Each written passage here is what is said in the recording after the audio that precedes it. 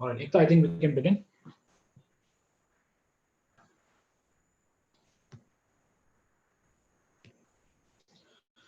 All right, good morning to each one of you. Welcome to the first exclusive webinar on EV fleets. My name is Ripple Gulati. I'm the Chief Operating Officer at First View Media Ventures. For all of you who do not know us, First View is present in four different sectors: solar energy, wind, energy storage, and electric vehicles. We have a dedicated arm of e-mobility plus, which is dedicated to the success and growth of EV in India as well as the Asia market. Now, the reason why we decided to bring in all the experts together to discuss on this topic is because we think that EV fleets is going to be the future, primarily because of three reasons. So the first one that I see as a major reason is it's a great tool for a lot of corporations to demonstrate their CSR capacities. That's what lies as a success for EV fleets. Number two, it has a real impact on the environment, unlike the traditional cars or the IC engines. And the number three, the cost benefits of operating a fleet. Now, I'm sure that there would be some people out there who are not going to be convinced by these three reasons, and which is why we're going to be putting up these questions to test from our panelists, where you can ask them questions, discuss on some of the burning topics that the EV industry as of now faces. I think with this right now, I'm seeing a lot of people joining in who are adding on to the webinar. Okay, now before I begin, I'll just give you a quick overview of what we're going to be discussing during the entire webinar. So we are going to be discussing on three major outlooks. The first one is definitely going to be, is EV charging a real business opportunity for fleets? That's the first question that we have. The second one is, are telematics really a problem solver for the fleet industry? And the third one is, what's the corporate mood on moving towards green and clean mobility from in India? Now, before we start onto the panel discussion, I'd like to bring in Mr. Salpekar from ESL. Thank you, Mr. Salpekar, for joining in. Hello, Now, good morning. Good morning. Now, ESL has been quite active, has been on the forefront, has taken a lot of initiatives. A recent tender on 1,000 air-conditioned cars has been out. You've been working with players in Jharkhand for a tender. You've also signed up with the South Delhi Metro Corporation. Now, I would like to have a broad outlook on how ESL is now prepared after COVID, since I think we've already, invested a lot of time discussing on the impact. Now, my point is, since we are going to be living in COVID for a long time, what is it that ESL now takes? What are the measures, provisions that ESL is now taking in place? Mr. Salpekar, over to you. Yes, good morning to all of you.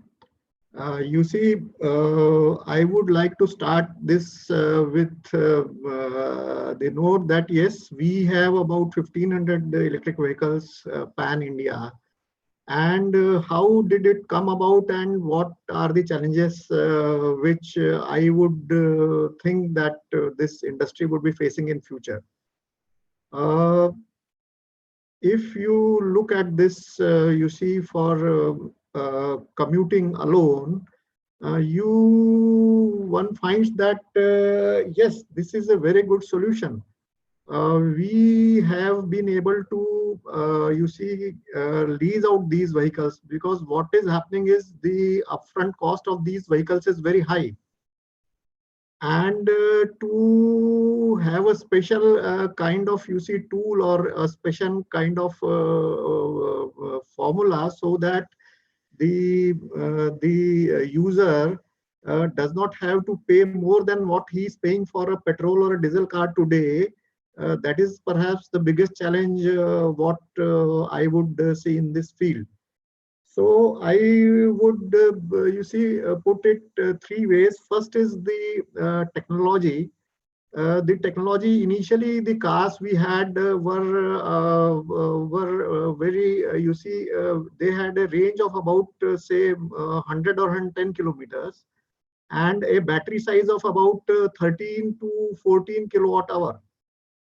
Now, if we want this EV mobility to really succeed, you see, these battery sizes won't suffice. And to really get a battery which would take me to around say 200 to 250 kilometers, I would require a battery size of at least 22 or 25 kilowatt hour with efficient transmission which takes me to say 200 or 250 odd kilometers, so that the fleet operator who is operating this fleet, he is able to make some money out of it. You see, if we see Uber or Ola, these drivers, when I try to discuss with them, they say they usually run about 200 kilometers, 200 odd kilometers, 250 odd kilometers every day. So since the capital cost of this vehicle is high, though the operating cost is about 1 rupee per kilometer. So to really make it successful, there are two ways. You see, we have to increase the number of years when these would be repaid in EMIs. And at the same time, I have to have a very good charging infrastructure where my drivers are able to charge this. EV fleet operators can, of course, establish their own charging hub. That will have to be done, because the public chargers are, yes, ESL is also in that field, and we are slowly gearing up to that. So my request to OEMs would be that for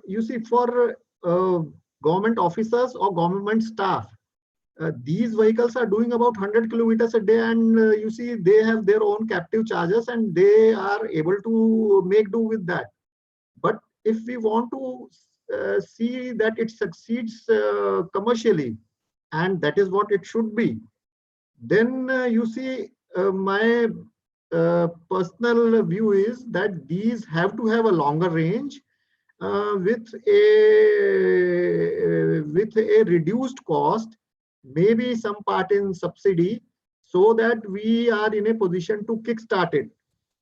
So basically, I would say that it boils down to the costing of the vehicle, so that my per kilometer cost running together with the apportioning of the capital cost comes reasonably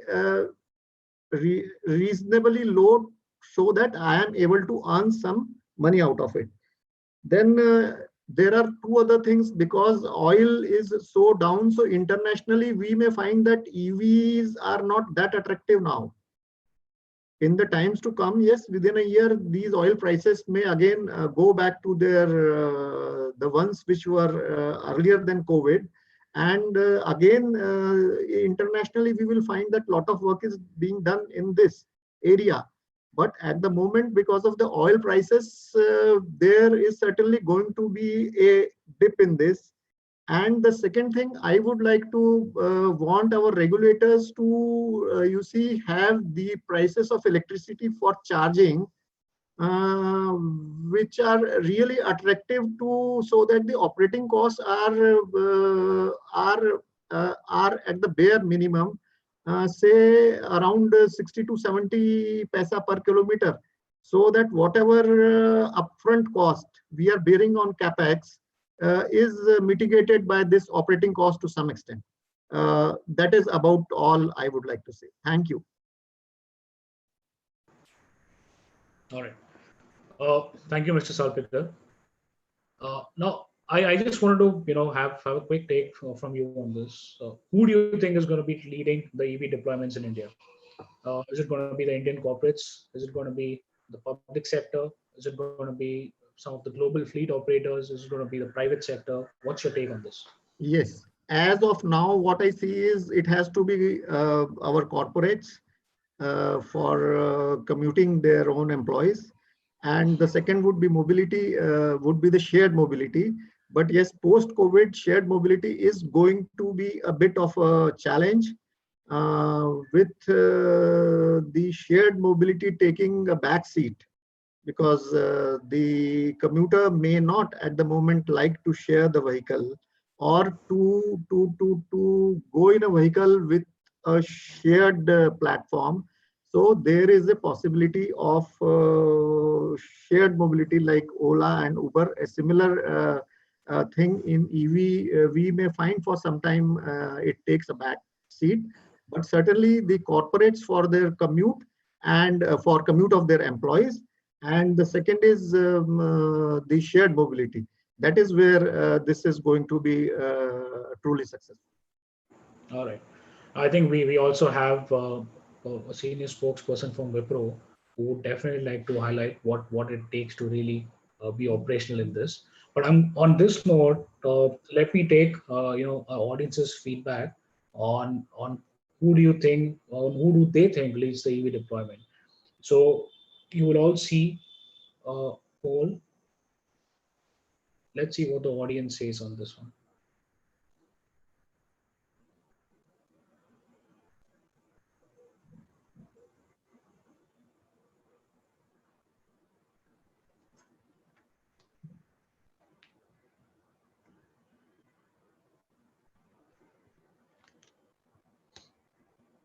Okay, about 70% people have voted. I'm just another 10 seconds and I'll close the poll.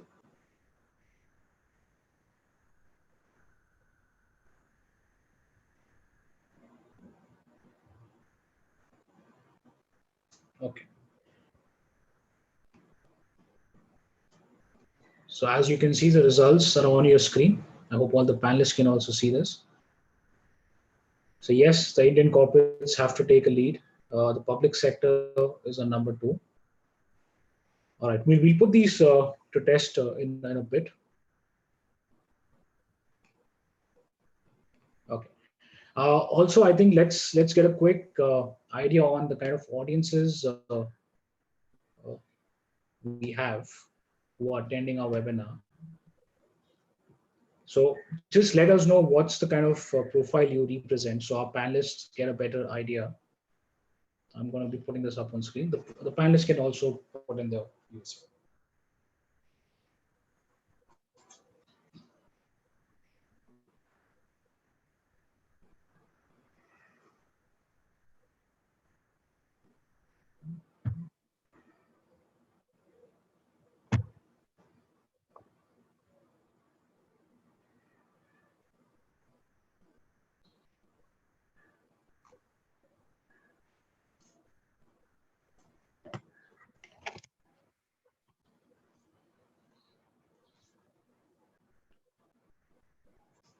Okay.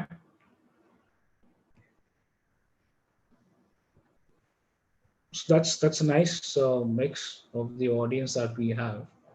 We have about 16% from the fleet operators, about 22% from the automotive, about 25% from the charging infra, about 16% from renewable energy. It's going to be very interesting to see how solar is integrated to the EVs, batteries and storage. All right. So I hope this gives our panelists some idea as well. Okay.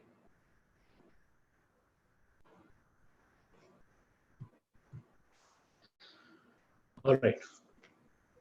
Now I think we'll be moving on to the next part. Mr. Sadir, I'll be involving you in the Q&As once we start the poll. Yes, certainly, yes.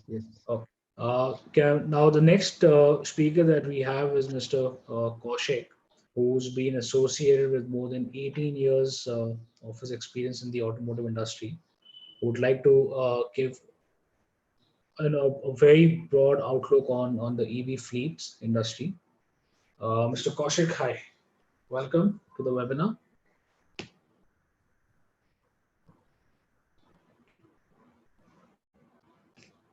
Okay. I've just got a message that he's going to be joining in next 2 minutes. All right. So in the meantime, what I'm going to suggest is we'll begin with our first panel here till Kaushik joins in, without keeping any one of you, waiting for the knowledge. So for our first session, I would request all the panelists to, begin with their screen sharing so everyone can see them. Mr. Kannan, Mr. Karthikeyan, Mr. Rajiv, and good afternoon to all of you. Good afternoon. All right. So panelists, a quick 1 minute introduction about who you are, what you do, and how do you see the growth accelerator for EV fleet management. We'll begin first with Mr. Kannan. You can just switch on your microphone, Mr. Kannan. Yeah. Thanks, Vipul. Thanks, eMobility Plus organization to set up this webinar. I head the Smart Sustainable Mobility Solutions, which is an electric EV tech-born startup within Mahindra system. We have been doing multiple pilots, some partnering with Uber, some on our own, some with other startups. Glide, which we have launched in Mumbai and subsequently we are expanding to Delhi, has given us a lot of learnings. Soon we will be launching our other sub-brands Hop and other sub-brands in our three-wheeler space.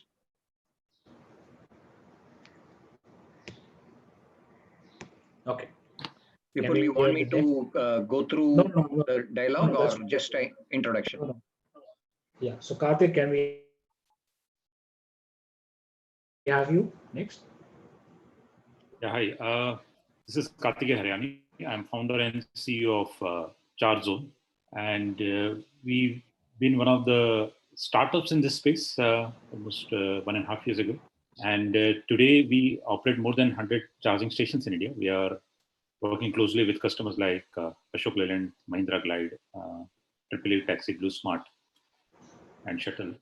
And we are taking a probably leapfrog in the space of tech-enabled smart EV charging solutions, and recently formed alliance with Microsoft to offer integrated tech platform to our e-mobility clients. Thank you. Rajiv? Yeah. Hello. Good afternoon, everyone. This is Rajiv. I'm the Chief Operating Officer for Avan India. So Avan India basically is an offshoot of different stealth projects that we have done under Gati Logistics. So we were the first one to bring electric vehicle fleet for the logistics industry. So far, we have delivered a couple of thousands of orders, both through our customers such as IKEA as well as in Big Basket. And our plan is to expand these electric vehicle fleet for the last mile deliveries across the country. All right, thank you. Yeah. Vibrant, quick word from you as well. Yeah, my name is Biberen van der Vaart. I'm the co-founder and the CEO of Bright Blue. We provide intelligent charging solutions to the market in India. We have developed the entire smart charging technology stack, both the hardware for AC charging as well as the software in-house. We've primarily been catering to OEMs, and the fleet segment is pretty new to us. We've been in talks with various fleet operators, and obviously due to the high growth, it's a very interesting segment and a very interesting place for us to foray into in terms of new business models.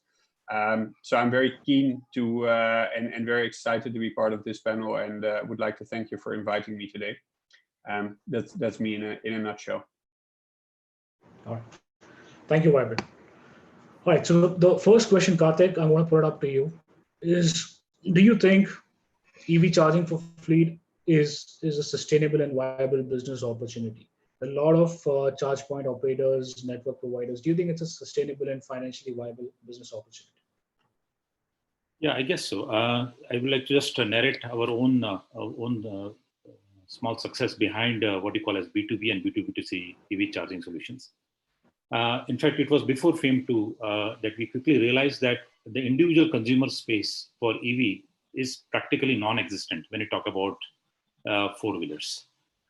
And post FAME 2, which is a 10,000 crore demand incentive program given by Government of India, primary allocation, as you know, is towards commercial usage of vehicles, whether it is a three-wheeler or a four-wheeler. Only the exception has been a two-wheeler in that segment, which means that it gave an immediate push because to a fleet market meant for all kind of shared mobility, employee transport, and so on. Now, when such a push came on the EV side, I think EV charging was not going to be left behind. However, most of the fleet operators always had two options, whether to go capex or opex, as we famously, derive a very similar model from the renewable energy space. However, if you look at the deployment of capital by EV fleet owners and the efficiency of the capital to be deployed, it makes a lot of sense for them to partner with charging infra provider. Right? And from the charging infra point of view, it's a great opportunity because definitely they come with a segment, a significant background of know-how of electricity domain, electrical engineering, as well as various IoT-based applications. So with that combined know-how that it offers to fleet operator, it becomes a very, very viable model. Because at the end of the day, fleet operators work on a minimum target basis of kilometers per day, which means minimum consumption of energy units or electricity units per day, which obviously gives a CPU a great opportunity to invest and expand. All right. Thanks, Karthik. Now, Mr. Karan, I believe that a lot of vehicles which are currently, in fact, you also see Tata Nexon, which is out there, they're not really used for long range fleets, right?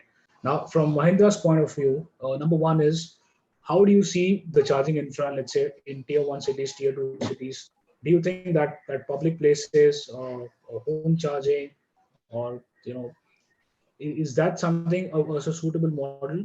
And number two, the question is, what does Mahindra bring on board in terms of long range EVs for addition to the variety in the fleets which we currently see?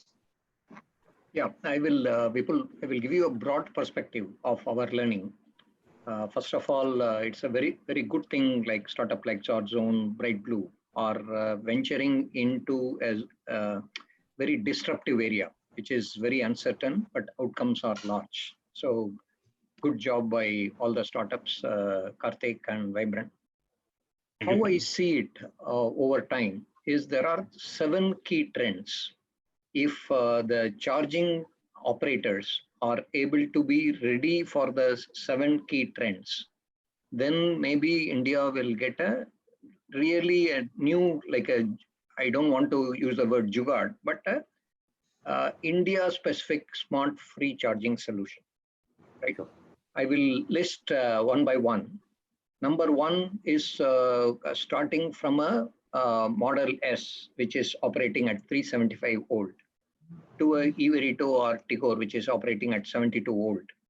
There is a multiple graduations of specifications which are operating, right? In the middle is 240 volts, which are Leaf, Volt, and Kona, right? Right. If you compare the legacy of India, how have we moved in terms of emission? See, we were in BS2, BS3 way back in 2002, and we came to maybe 2019, we are in BS6, which is almost on par with the global standards, right? It has taken us 15 years. So is it going to take that much time, or is it going to be an accelerated time? So as fleet charging partners, you need to be flexible and be ready for this trend for an accelerated way, because the infrastructure what you have today, if the standard change, there is a huge impact. The second trend to watch, hopefully it is a positive for all of you, is what is the type of specification, right? Today we are using Bharat standard. Whatever vehicles we use, because it is all Indian dominated Indian OEM dominated vehicles, Bharat standard is prevailing more. What will happen when MNCs start launching the products? Will CHAdeMO take over or CCS take over? if you look at general trend in India, it is always the European specification is what is followed. But on the contrary, if you look at our market has been typically dominated by Japanese players. So it is going to be a big puzzle who wins. Based on that, the charging configuration is also going to be different.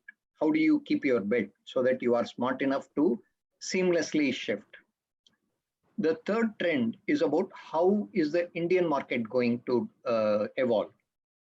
If you look at one is a personal EV, which I'm parking it now. You take the other two segments, private and government, right? Private sectors like Wipro, Infosys, Google are driving the EV in a particular way. When I say a particular way, they are driving a four-wheeler form. Government are providing incentives to drive buses. So who is going to win? One is a scale game in which if private players put more and more vehicles, number of vehicles are drastically going to improve, which means a great opportunity for all of you. And it is also going to grow in a decentralized way. If it is a government, then it is all restricted to bus stations and in a limited spot outside the area. How is the Indian market going to evolve and how are you ready to provide your smart fleet solution? Fourth one is related to the cost effectiveness of the solution.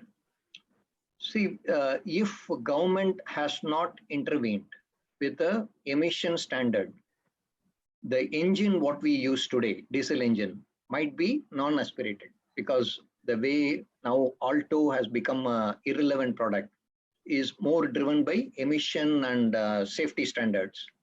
If there is no government standard which is going to drive, will we stay at 72 volt? Because that makes a lot of sense for lithium and for corporate.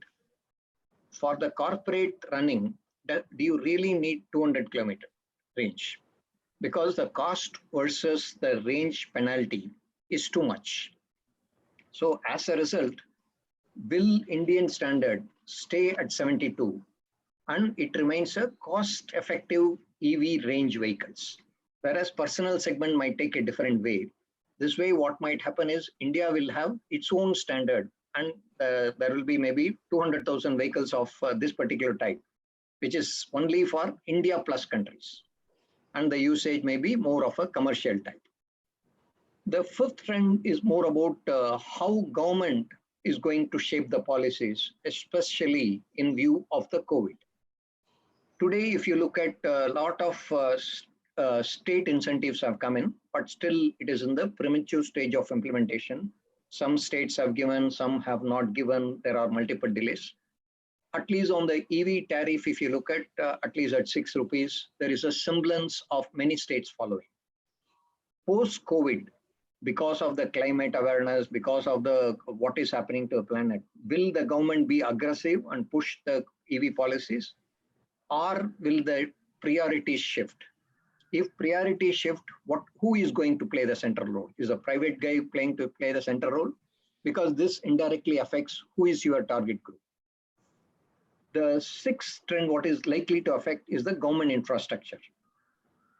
Is India going to follow the way how China has done, where it is a centralized charger, where you demarcate a huge land bank right in the middle of the city, and many startups present here are given a space or given a license to operate, because centralized stations are likely to work whenever the voltages are higher, because then you have your proximity to the power station or transformer is very key. Or will it be a decentralized method where like a CSR, near all park, there are stations available for charging near commercial complexes and near the societies where lands are embarked for charging related. The last one is, how is the MSME incentives going to work? If you refer back 1980s, the telecom revolution, when the STD booth came in, it was a price commodity. And the way how STD booths were incentivized, it led to heavy penetration of the telecom industry to the common man. can government think of something like that so that each Kirana store is incentivized to provide a charging station? Anyway, electricity is available everywhere. What you need is just a charger. That way, this electric penetration or the range and access, what we are talking, will not become an issue if the government gives appropriate incentives for MSME to operate. These are the 7 trends what I saw. If fleet solution providers design their system around it, it will be a India-specific, unique, smart fleet solution. All right. I think that was very, very nicely put across. So all the trends. Now, Vibrant, I'll bring you in, but just to give you a quick insight, Karan mentioned the word jugaad. So the word jugaad means it's a quick fix. I know. Right? Yeah, Without, that's wonderful. Yeah. Please go ahead, people. Sorry. All right. Okay. So, Vibrant, now the first thing is on the charging standards. Now, firstly, could you talk about since you have been deploying chargers across, what are the standards you're using? What do you foresee will work in India, right? So let's start with that. And how do you see the role of technology? Because we've generally seen there's always been an inflow of technology from the European counterparts, and we've just been the end users. So how do you see these 3 things coming in together? Yeah, I'll get into the questions. Just a quick sort of remarks with regard to jugaad. I've been in India for 6 years, so I'm half Indian by now for the audience. My wife's Indian. My son was born here in Mumbai, so I'm well versed with with this lingo and with the word jugaad. It is obviously both positive as well as negative connotations, but let's definitely look at the positive side. But I'll get into your question, Vipul. So which charging standards have we been using? So we've been very much focused actually on the Type 2 Mode 3 AC charging standard, because that's what we make in-house. But other than that, we've also been providing the Bharat AC 001 standard, and we source DC 001, Bharat DC 001 chargers from other manufacturers to deploy in our network. So we don't have that technology in-house. We don't focus on making DC ourselves. And how do I see the market going forward? I see a couple of trends, I think. I do see that the majority of OEMs are actually adhering to the CCS2 protocol. So I see a lot of manufacturers going towards CCS2. Having said that, and so just let me specify that I think it's definitely the Tata Nexon EV has is using Type 2 and CCS2. It's the Hyundai Kona, it's the MG ZS EV. But definitely today, when we look at the fleet segment, it's still overwhelmingly, if not all, dominated by the low voltage vehicles that all charge on the Bharat AC 001 or on the Bharat DC 001 standards. So I do see that these type of vehicles will prevail for some time, I think, and then obviously you look at sort of fleet uptakes over a period of or leasing periods of these fleets for say periods of 3 to 5 years, 3 at the minimum, 5 or 5 plus at the maximum. That these vehicles are utilized. So we'll at least see, I think, a usage of the Bharat DC 001 standard for for another 5 years. I think with respect to sort of developments or where the market is going, as I said, for passenger vehicles, it's definitely Type 2 and CCS2. With regards to the fleet vehicles, it all depends on the cost effectiveness. If large manufacturers like Mahindra, like Tata Motors, like Maruti Suzuki can bring out a cost-effective vehicle with a slightly larger battery than the current batteries, then I definitely think that's also gonna move at some point to to Type 2 and CCS2 standards. And there's another added benefit to that as well, right? Because if you have a slightly larger battery pack, you can actually manage an entire run of 200 to 250 kilometers in a single day, which means that you would suffice with Type 2 overnight charging, at least at a decent speed, so at 7.4 or sometimes 11 or even 22 kilowatts of charging speed to charge your vehicle, and again in the morning make it ready for an entire run, and that would significantly bring down the cost of the overall charging infrastructure.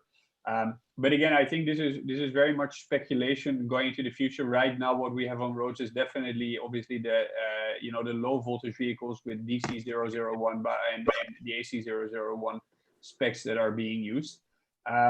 And then with regard, just sort of touching upon the fact that, yeah, that's indeed, I wouldn't say it's a European standard anymore, especially the sort of the Charin organization that is sort of the governing body for all the OEMs and all the charger manufacturers, etc., that sort of set these standards.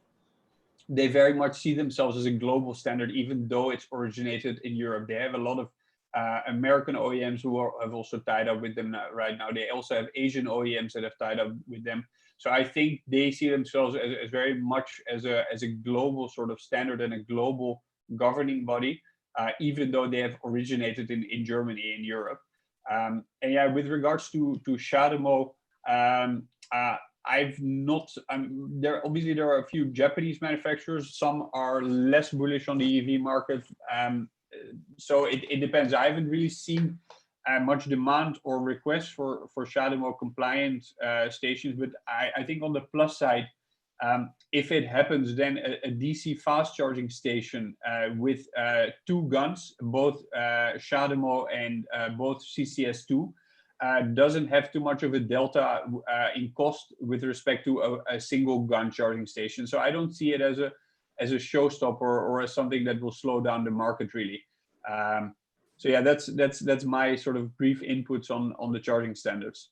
All right, great. So I think we've heard since a couple of points on standards. I'm going to be putting this to our audience and see how they stand on sort of the right charging standards for the EV fleets in India. And then Rajiv, I'm going to come back to you. So here you have it on your screen. What is the right charging standard for EV fleets in India?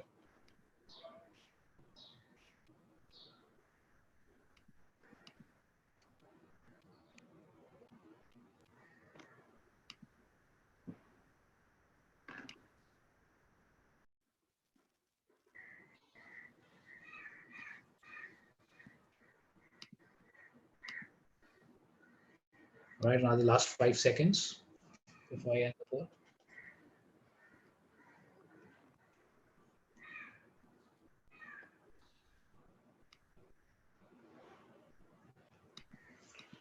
All right. So I think it's a close call between the Bharat standard and CCS, as pointed out by Mr. Kannan as well. Vibrant, any last views on this? Yeah, sure. Yeah, I to be very frank, I don't think there is any best charging standard for the Indian market. I think it's really all about the vehicles and the affordability of the vehicles, and even for charging, CPOs or charging manufacturers, it doesn't really matter that much. It's just the thing is it should be cost effective.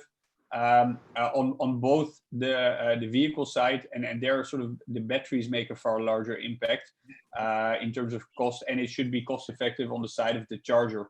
And then what charging standard you have doesn't that's the sort of it's putting the cart in front of the horse. The question is how can we push EV adoption, and how can we accelerate that EV adoption, and whatever charging standard is required for that, I think is the right charging standard. All right. Thank you, Vibrant. So Rajiv, now over to you. Yeah. So I think you've set up charging stations at IKEA stores. You've managed deliveries using UAV fleets. What have been your experiences? Number one, do you think it's something you are now more bullish about running the own set of EV fleets? What's your take? Yeah, great. I think that's a good question. But before that, let me set the context before I answer that question so that everyone would benefit from it. Now, like Mr. Karthik and Weber have mentioned, right? Even all the kind of standards that we are talking about are they actually make sense when we talk about a 4-wheeler as a vehicle, right? Whether it is GB by T or CCS or CHAdeMO. But like Karthik mentioned and referred to FAMES 2.0, right, the subsidies that were passed on to, majority of the subsidy, percentage of subsidy was given to two-wheelers and then to three-wheelers, other than the electric buses. Okay. Now, when it comes to people movement, etc., most of the buses at this point of time are anyway BYD or Tatas or Ashok Leyland. Most of them are GB by T. So when it comes to fleet operations, especially in terms of passenger movement in mass mobility, that is buses, it is definitely GB by T that is going to take over the complete charging facility. That is number one. Now, when it comes to the passenger movement, whether it is Japanese manufactured cars or the European manufactured cars or the GB by T adopted, whether it is Mahindra Veritos or Tata Tigor, I think whosoever, I mean, there is no option for India than to have the charging stations with an option with all of these three, right? There is no, unless we come up with some intelligent smart converters, universal converters or adapters, which kind of take any protocol and then still talk to the vehicle in the right protocol that it's supposed to. Unless we arrive at a solution like this, we have no option but to go ahead and then incorporate all those three. Now, coming to the deliveries of goods. When it comes to delivery of goods, let me tell you, there isn't a single four-wheeler, right, cargo vehicle that is available. Of course, I was an ex-Mahindra, right? With all due respect to the Mahindra group, there was an ESU Pro that was launched almost 2.5 3 years ago, which was a brilliant vehicle. We incorporated that vehicle in IKEA operations in the beginning. But then you look at the costing of the vehicle, the regular equivalent of it, say for example, Maruti Eco, or to a certain extent Tata Ace, a 700 kg payload, equivalent cost around 4 to 4.5 lakhs. Whereas ESU Pro, post the subsidy of FAMES 1.0 then, cost to around 10 lakhs. So what happens is, I mean, and that is the best, right, the Mahindra could do, because it could even cost more, because the range it offers is around 120 kg, 120 kilometers, and then the payload capacity is around 750. And it was one of the best built products for cargo, right? But still, with respect to the costing and with respect to right, the unit economics that works for the per package delivery, it was not working out. Why I mentioned this point is, either by accident or by I would say the culmination of so many theories coming to one point, in the luggage deliveries or in the cargo deliveries, the only product segment that has come close to compete with a traditional vehicle is three-wheeler cargo. Whether it is an L3 or an L5, the price range, say for example, if a regular vehicle costs around 2.2 lakhs, there is a regular RE diesel or Piaggio AM, etc. An L3 kind of vehicle almost costs, L3 electric will cost almost 2 lakhs, and an L5 could cost around 3 lakhs. That means the disparity between the traditional and the electric vehicles is very less only when we talk about the three-wheeler cargo. And that is why you see, whether it is Amazon, Flipkart, Big Basket, or us, most of the deliveries that we do through electric vehicles, these vehicles at this point of time are limited to three-wheelers. Okay, and again, these three-wheelers are right now are charged by the regular industrial standards. They are not falling into any of the categories of GB by T, CCS, or CHEREMO. So same is the case for the two-wheelers. So these three-wheelers and two-wheelers at this point of time come out of the scope of the regular protocols that we are talking about.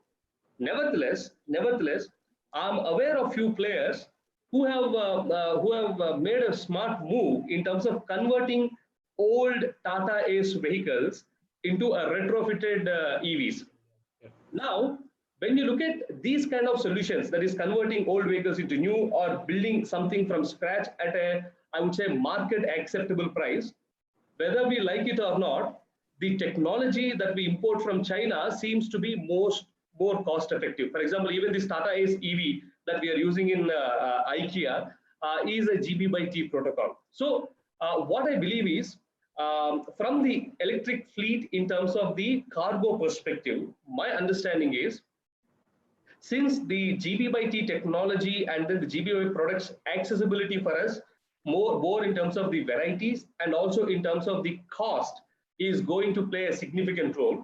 In cargo, I think GB by T will have a lead or an advantage. Nevertheless, like Karthik Haryani mentioned, Maruti Suzuki and Hyundai dominate more than 50% of market share in India in passenger movement.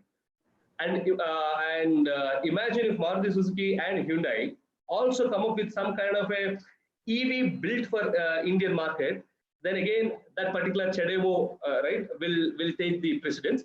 But in the given context, for delivery through cargos, it is GB/T that has got an advantage, with an opportunity for CHAdeMO to come to, because most of the CCS at this point of time, I believe, will remain to premium passenger vehicles, whether it is Nissan Leaf or BMWs, whatever, the CCS would remain to premium. But the daily adoption and the daily requirement and consumption, either in terms of a passenger movement or in terms of the cargo movement, I think GB/T will take the precedence. Yes, thank you. Okay, thank you, Rajiv. Now, Karthik, I'm going to come to you. We're going to be moving to picking up some questions now. Now, Mr. Karan also mentioned that, it's a nice way to incentivize the MSMEs, have, these kiranas and all. But the question that, I've got from the audience here is, we already face a lot of space constraints, right?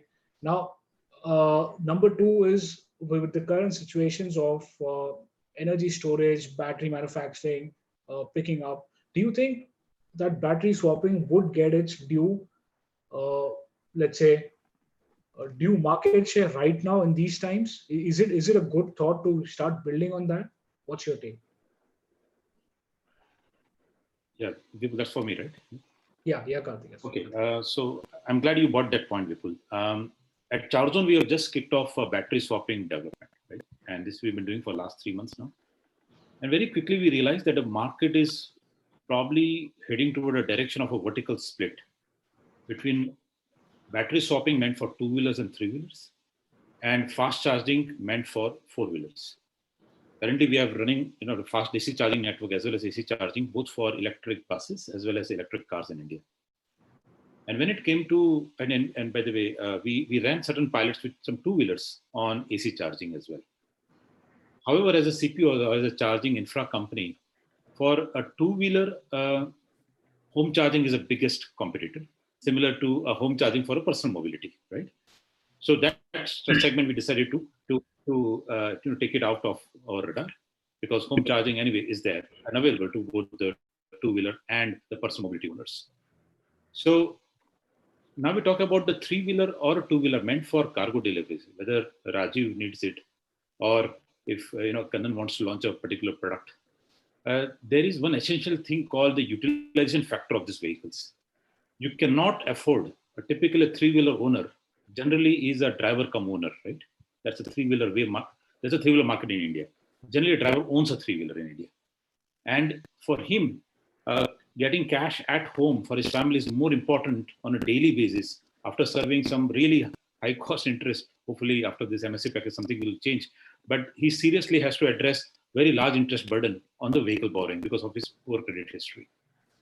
So because of a lack of downtime that he can afford, coming with a battery will serve two advantages. The downtime is suddenly reduced to practically nothing. The second part, the cost of ownership is the biggest advantage that you have, because battery comprises, say, anywhere from 45 to 55% of the vehicle cost. Then he doesn't have to own the battery, right? So the battery goes as a service, as well as energy goes as a service too. So this is one of the biggest advantage from the commercial viability rather than anything else. We need to look at it. I think during COVID-19 probably has taught many of us is moving towards more collaborative approach and a conscious living. When we look at those kind of, time has come to really apply those theories as well, right? And post this pandemic, when we look at the ecosystem to evolve beyond corporates and moving to the individual, vehicle ownership in the commercial segment, battery swap for 2-wheeler and 3-wheeler will make a huge difference in terms of the TCO as well as in terms of the availability. Great. Can I take a call? Yes, in fact, I have one more question for you, Mr. Kannan. And okay. So two ways of looking at it. Yeah, so this is the last question. Let me just put it across to you, another one, and you can answer both of them together. The second question to you, Mr. Kannan. I will just finish, Vipul. That way we will come to the second one. right? Please go. See, there is a balance between the cost of the vehicle versus cost of the extra battery or cost of developing technologies. If you look at most of the time, what drives any trend is where does most of the people put the R&D money in, right? If the R&D goes in battery cost optimization, right, then the market will shift, right, towards a integrated battery. If R&D is going in making the plug and play batteries more convenient, right, then the market will shift there. If you go back in any industry, even if you take your smartphone over time, we would prefer to pay slightly higher, but we want the convenience of not having many loose spots. So as a result, if China invests more on R&D to making this plug and play battery very flexible, China and India can set the trend because it is not going to come from developing countries. It's all which curve is going to shorten first, whether the cost curve of the battery or the technology of plug and play is going to be the thing.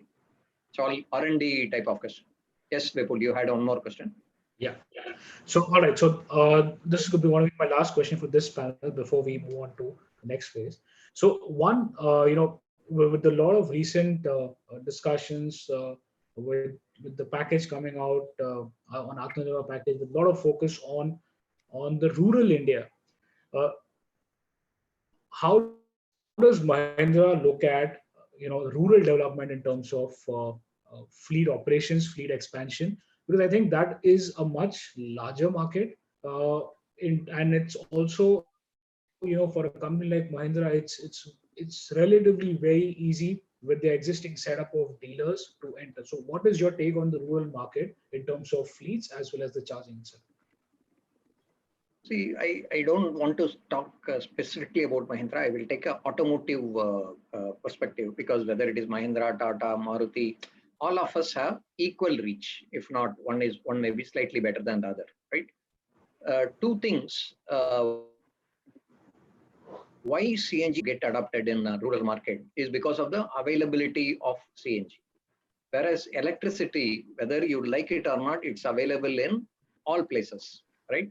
So as a result, what you will see, rural EV adaptation is going to be much faster. Number two is that's why you see e-rickshaws, which is somewhat cost effective, right, compared to the Vikrams of the world, has adopted very fast. So a combination what you will see of government policies, plus the ease of availability of electric, plus people also getting a comfort. Yes, this vehicle is durable. You will see a lot of acceleration of rural EV adaptation compared to the other modes. Because in rural, there is a shared, the number of demand what is required, number of trips it makes is relatively higher. So it is an ideal use case for a rural market. All right. Great. Mr. Stalpiker, the last final words to you. What does it mean for the EV sector when I say be vocal about local? What does it mean to ESL? You can just switch on your microphone as well.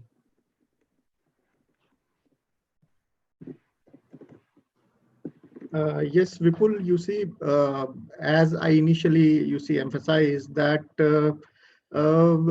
we have to have the pricing of the vehicle is going to be a challenge. And in case we continue to import our batteries, as is being done now, and in fact, for the newer vehicles which we are ordering now, we are facing that logistics challenge because of the COVID. So unless for two-wheelers or three-wheelers, maybe the swapping model, my experience, maybe in future a better technology comes, or I do not know, the battery chemistry changes. But as of now, the lithium-ion batteries, which we are normally putting in our vehicles, four-wheelers, these vehicles have to be charged on Bharat chargers, which if you see for personal vehicles, For government vehicles, normally they charge overnight at residence. So that is not a challenge. The challenge is I really want to kickstart and put it in the public space where this a person who is using Uber or Ola, he has a preference for electric vehicle. You see comfort wise a electric vehicle for driver and for the passenger also. If you use a electric vehicle, I am using it, and my many ESL, you will find so many persons are using it. Many of the senior government officers are using it. It is certainly a vehicle like Mahindra E-Verito. It is a very good vehicle. Tatas have made a very good vehicle. Nexon is a very good vehicle. So EVs in no way they are, you see, second to these fuel operated vehicles. And if we are in a position to really have batteries manufactured in India at a cost which is really competitive, I think it is going to be a really win-win situation for all of us. And willy-nilly, it is going to happen. You see, with my experience, I had two submissions I had made in the beginning, that if we have vehicles with a longer range, how that can happen? That can happen with good batteries. Batteries means which are about say 23 kilowatt hour batteries with a efficient propulsion system. Okay, we don't want a very high tech, technology for these vehicles, which would be in this area of commute. Let us leave the personal vehicles. So in case I am in a position to bring down the battery cost, which is again what you said, local is vocal. I think we are going to reach that post earlier. Thank you. All right. Wonderful. So I think a lot of takeaways, definitely. Manufacturing comes in right from powertrain to batteries. Number two, we also very clear in terms of how charging as a business opportunity takes shape. The rural India is definitely a good market. So I think they're very, I've seen a lot of exciting points which I wish I could cover with each one of you. I think thank you all the panelists. Maybe we can have a virtual applaud for all our attendees by a show of your hands for doing justice. I'll be picking up these other questions in the next phase. Thank you, panelists, once again for joining. Now, before we move on to the next panel, Kaushik has joined us. So Kaushik, hi, welcome. Thank you very much, Vipul. And once again, apologies to everyone. Was a bit delayed because of another webinar. But I'm happy to be here. I see quite a few familiar faces. So very happy to be here. Thank you very much, Vipul. So Kaushik, I've taken the liberty to cut your presentation's time slot and start with the first panel. Absolutely. Right? All right. So I think the screen is all yours. Let's have a complete overview. And since we've invested a lot of time in the first panel, I'm sure we'll catch it up in the next panel. Excellent. Is everybody able to see my screen now? Yes, Kaushik. Excellent. Thank you very much once again, Vipul and team, for setting up this webinar. I think this is absolutely just the right time, to put our heads together and see where we are, in terms of the situation that everybody has been facing, and most importantly, how are we likely to recover from this situation? So the next 6 to 12 months are going to be very, very critical. And needless to say, electric vehicles are going to play a very, very big role in the recovery phase and also our growth opportunities. So what I want to do today is, maybe just spend a few minutes giving you a bit of a global picture as well, and also some opportunities on the Indian side of things. So just to start with, how the COVID-19 has impacted the world GDP growth. In fact, this slide, was updated by our Frost & Sullivan's economic research team. They keep doing this on almost a daily basis. So this is the latest numbers that we've got from them. So we still feel, we will have, or rather we will see a slowdown for the next, let's say, 3 to 4 quarters or 3 to 5 quarters at least, to be able to surpass the original projected pre-COVID, let's say, projections is going to take us at least another, 4 to 4.5 quarters. So this is something that a lot of the economists, over the world have said, and this is in line, with what our projections are as well. Now, if you look at, the global electric vehicle sales, we've done a bit of an analysis on a month-on-month analysis over the past, let's say, 3 years, 3.5 years. Needless to say, there are multiple factors that have led to the downward trend that we have seen over the past 12 to 14 months, at least in the Indian industry.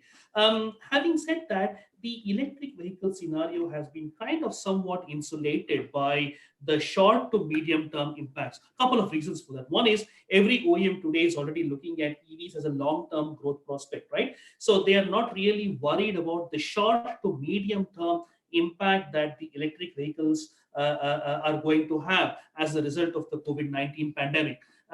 Because very clearly, the OEMs globally have already invested in new platforms, new technologies, for the next 5 to 10 years, and that is going to continue, right? The short to immediate impact is more likely to be on the production side of things, the customer sentiment, the dealer side of things, the supplier side of things, and so on. So as soon as we recover, over the next, let's say, 2 to 3 quarters in India at least, we will see, the uptake of electric vehicles as well becoming, positive. Now, again, from a global perspective, we did a little bit of a scenario analysis just to see how, let's say, phases can be impacted, by the EV sales on a month-to-month basis. So we did a low impact analysis, a moderate impact analysis, and a high impact analysis. So as we see now, the electric vehicle market itself is likely to witness a relatively low impact globally, because of the COVID-19 pandemic situation. Like I said, the long-term roadmap or the long-term prospects of all the OEMs is still going to be very much electric, and that is going to continue. So if you see the line graph, irrespective of whether it's a low, moderate, or a high impact scenario, by the next 6 to 8 months, we will see the electric vehicle scenario globally already reaching a common point from where we are going to see a fairly aggressive growth into 2021. Now, what is important here, like I said before, is how the OEMs themselves are keeping the foot on the accelerator pedal when it comes to developing new models.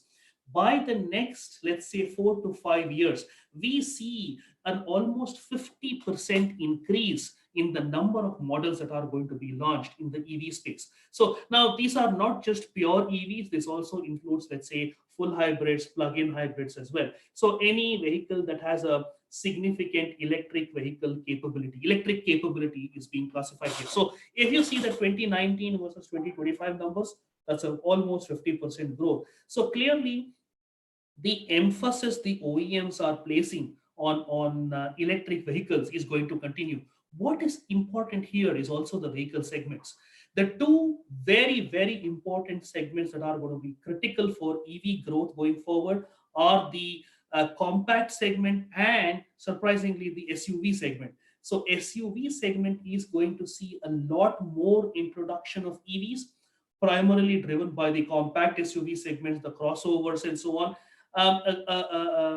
Especially even in India as well, this particular segment has seen one of the highest growth rates over the past almost 24 to 36 months, and that is going to continue. So even if the OEMs, if from the OEMs you see, whether it is MG or even Tata Motors, for example, and even Hyundai, this particular segment is going to be one of the high growth segments over the next 2 to 3 years in India.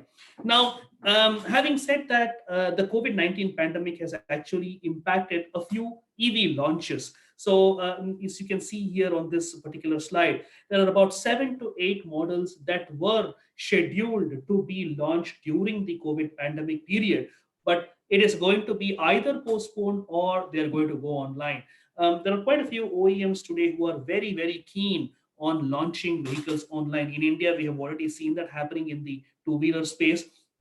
and that is going to continue into the passenger vehicle segment as well. So online launches are going to become, if not the new normal, at least going to account for a significant majority over the next 2 to 3 years, or maybe even for 4 to 5 years, because the online or the digitization side of things from the OEM's perspective is gaining a lot of momentum. Today we have Kannan here, we've got Pankaj here as well. I'm sure they can vouch for the fact that the digitization space, especially for the OEMs, is going to play a big role, and not only from a new product development perspective, but across the entire value chain. That means the customer journey towards purchase, right? Ownership, service, after sales, maintenance, and most importantly, second life and third life opportunities as well. So the pre-owned vehicle segment in India is also seeing a lot of traction driven by the e-commerce side of things. Now, let's look at the Indian market briefly. Now, last year in 2019, we had almost 500 to 510,000 of fleet registration, in passenger vehicles. Although on the left you see the total new light vehicle registration is close to 4 million. Now, this also includes a little bit of light commercial vehicles as well, which is why that particular number is a little more than what some of the numbers that have been recorded for passenger vehicles alone. But nevertheless, the trend is that we had about 500,000 new fleet registrations, with about 300,000 odd accounting for or new company car registrations. Now, if you look at the market structure, the fleet structure in India, obviously you've got the retail side of things. But when we talk about fleets, there's a little bit of a complex classification there. We have the rentals, the leasing companies, the company car fleets. Again, within that, you've got operational leasing, financial leasing, and outright purchase. So it's a bit of a matrix kind of a structure in India that we have, and every company or every OEM and also every leasing company, or the likes of Avis, for example, or Hertz, for example, they have their own, let's say, equation when it comes to the relationship between the OEMs and their fleet customers. I think this complex fleet structure or rental leasing structure is also what is contributing to a bit of a fragmented structure in the Indian market. Now, like I said, this is the forecast as well. We expect the fleet registration or the company vehicle registration to see a fairly moderate growth. I wouldn't say it's an aggressive growth.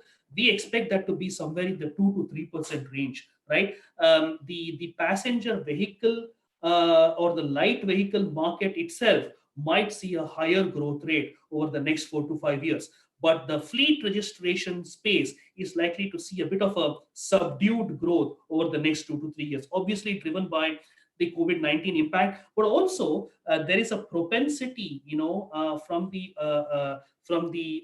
customers to move away from shared mobility services. So we have seen how the Olas and Ubers have been impacted significantly, and that sentiment is actually driving people to either opt for a personal mobility option, or maybe a short to medium term rental leasing option as well. So I think the rental leasing option in the fleet space will see a little bit of attraction because of the customer sentiment driven by fear of contamination, safety, personal health, wellness, and well-being as well.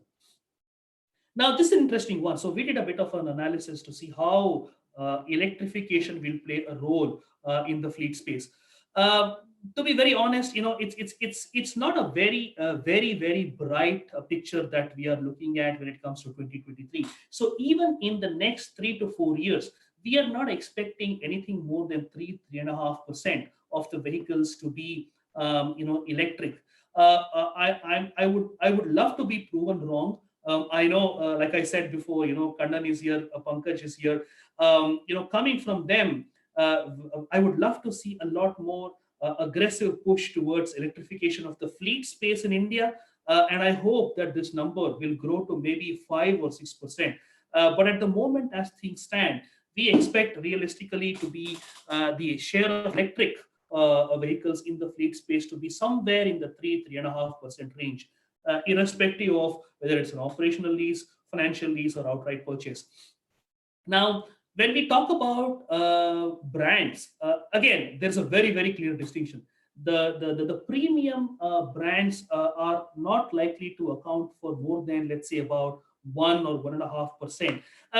Obviously, the reach or the customer reach of premium brands is very, very limited in India. Although for a majority of the companies that are opting for either form of lease, whether it's operational, financial, or outright purchase, the mass market segment or the volume segment is the preferred option for many reasons. One, it has a huge impact on their on their capital investment. Number one, significant impact on maintenance, whether it is scheduled or non-scheduled, and most importantly, on second life and third life opportunities as well.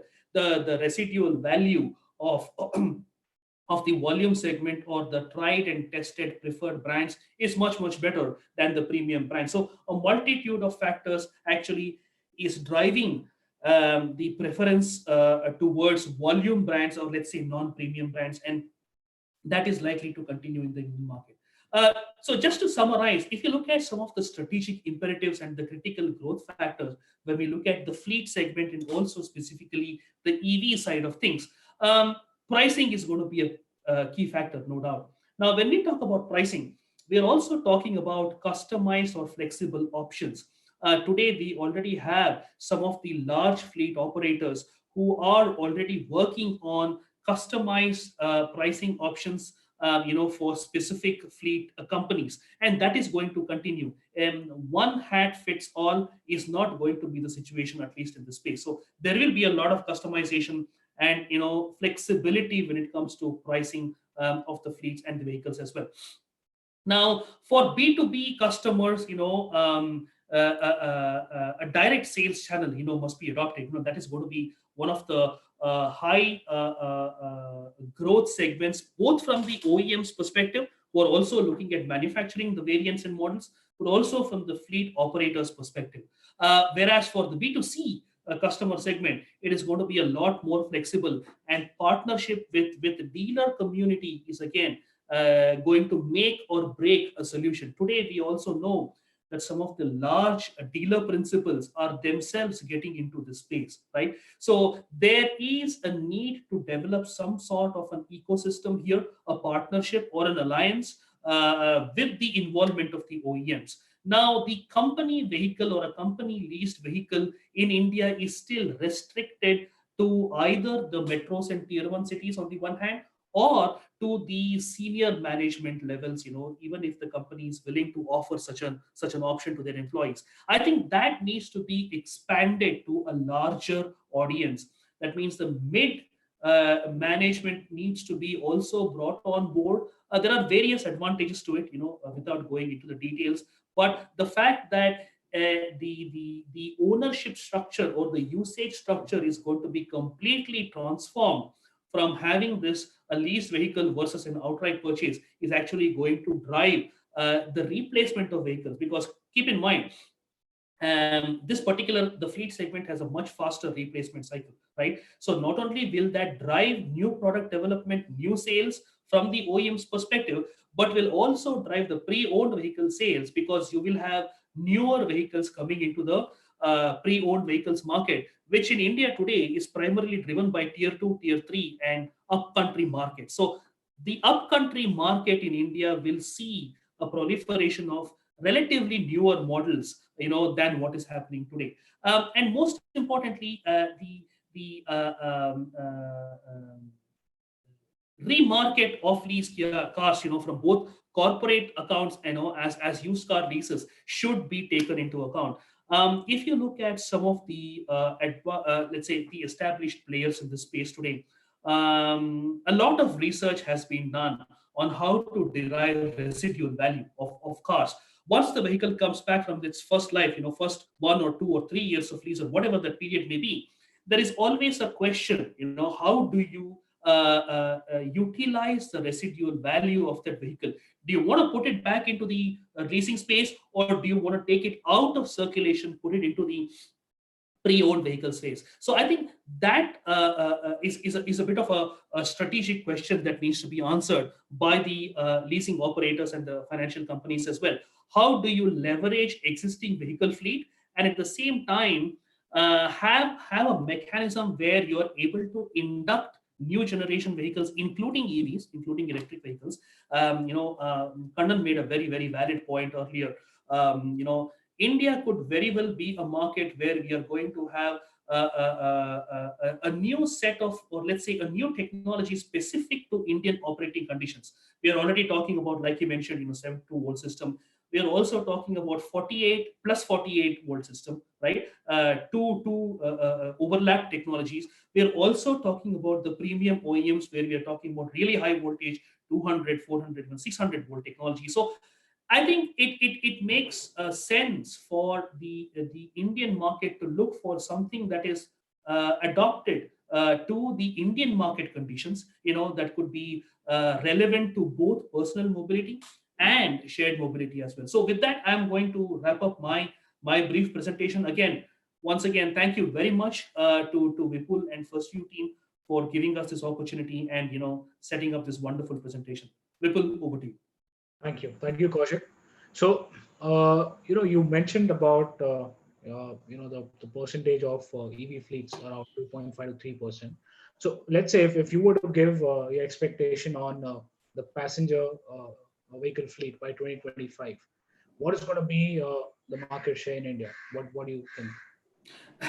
Yeah, putting a number to that is going to be very challenging. I think what is important here is two things. One is the government's direction or the directive towards electrifying the fleet. So I think we will see the first wave of electrification clearly will be from the two-wheelers and the three-wheelers, driven by both personal mobility and shared mobility. Today we already have the likes of last mile delivery services, your Swiggy, Zomatos, Amazons, who are aggressively looking at electrifying the fleet.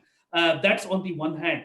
And these segments are also the ideal segments for new business models such as battery swapping, right? Or battery leasing for that matter. Because once you take the price or the cost of the battery out of the equation, you're immediately making electric vehicle attractive, right? So I think new business models will drive the adoption. The first wave will be electric two-wheelers and electric three-wheelers.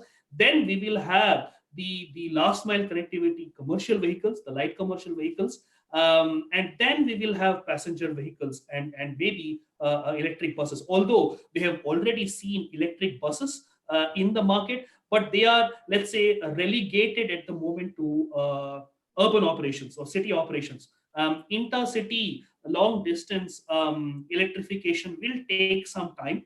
And obviously, from the government's perspective, mass market or mass transport electrification is top priority. And personal mobility electrification, like passenger cars, is still not a top priority, which is fair. I think that is the way we will see electrification. Okay. So, Kaushik, on that note, I'm going to put these both the points that I've asked you for our audience to get their feedback on what this thing. So, the first one poll that I'm going to be launching is to see which EV fleets would first spread into the segment. Into which segment? Of course, two-wheelers, three-wheelers, four-wheelers, LCVs, HCVs.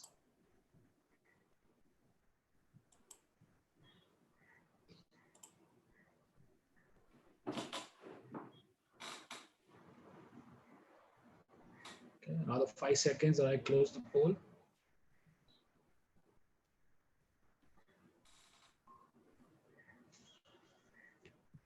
All right. So, Kaushik, I think the results are pretty bang on as per your estimation. Great. I'll also be taking a quick percentage of EV in the Indian passenger vehicle fleet by 2025. Let's see what our audience has to say on this one.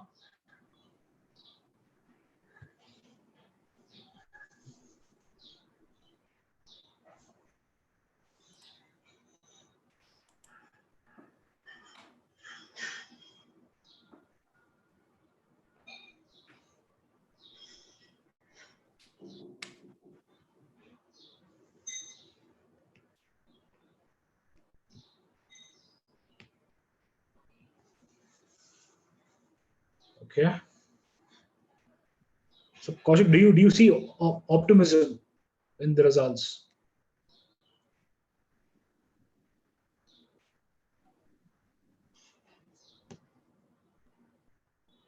I think Kaushik, we may have lost you.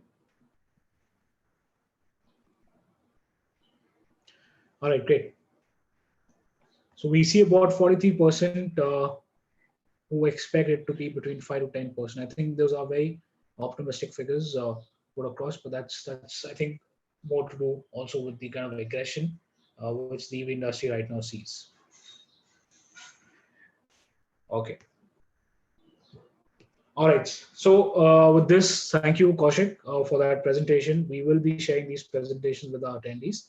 However, I think now, you know, so we mentioned the word jugaad at the beginning, but this is not going to be a jugaad. But what we are going to do is, since I think Vignesh, who's also in the next panel, is also sharing the screen on the third panel.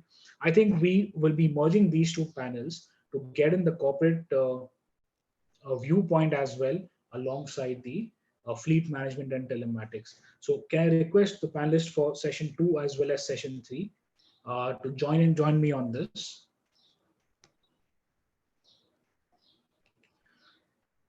All right. Okay. Thank you, panelists. So I think can we have all the names displayed on the screen? Okay. So I'll first like to bring in Mr. Pankaj, who's heading the mobility innovation at Tata Motors. Good afternoon, Mr. Pankaj. Hi there, people. Hi. Hi. All right. So I think so far what you've been a part of this, you've heard.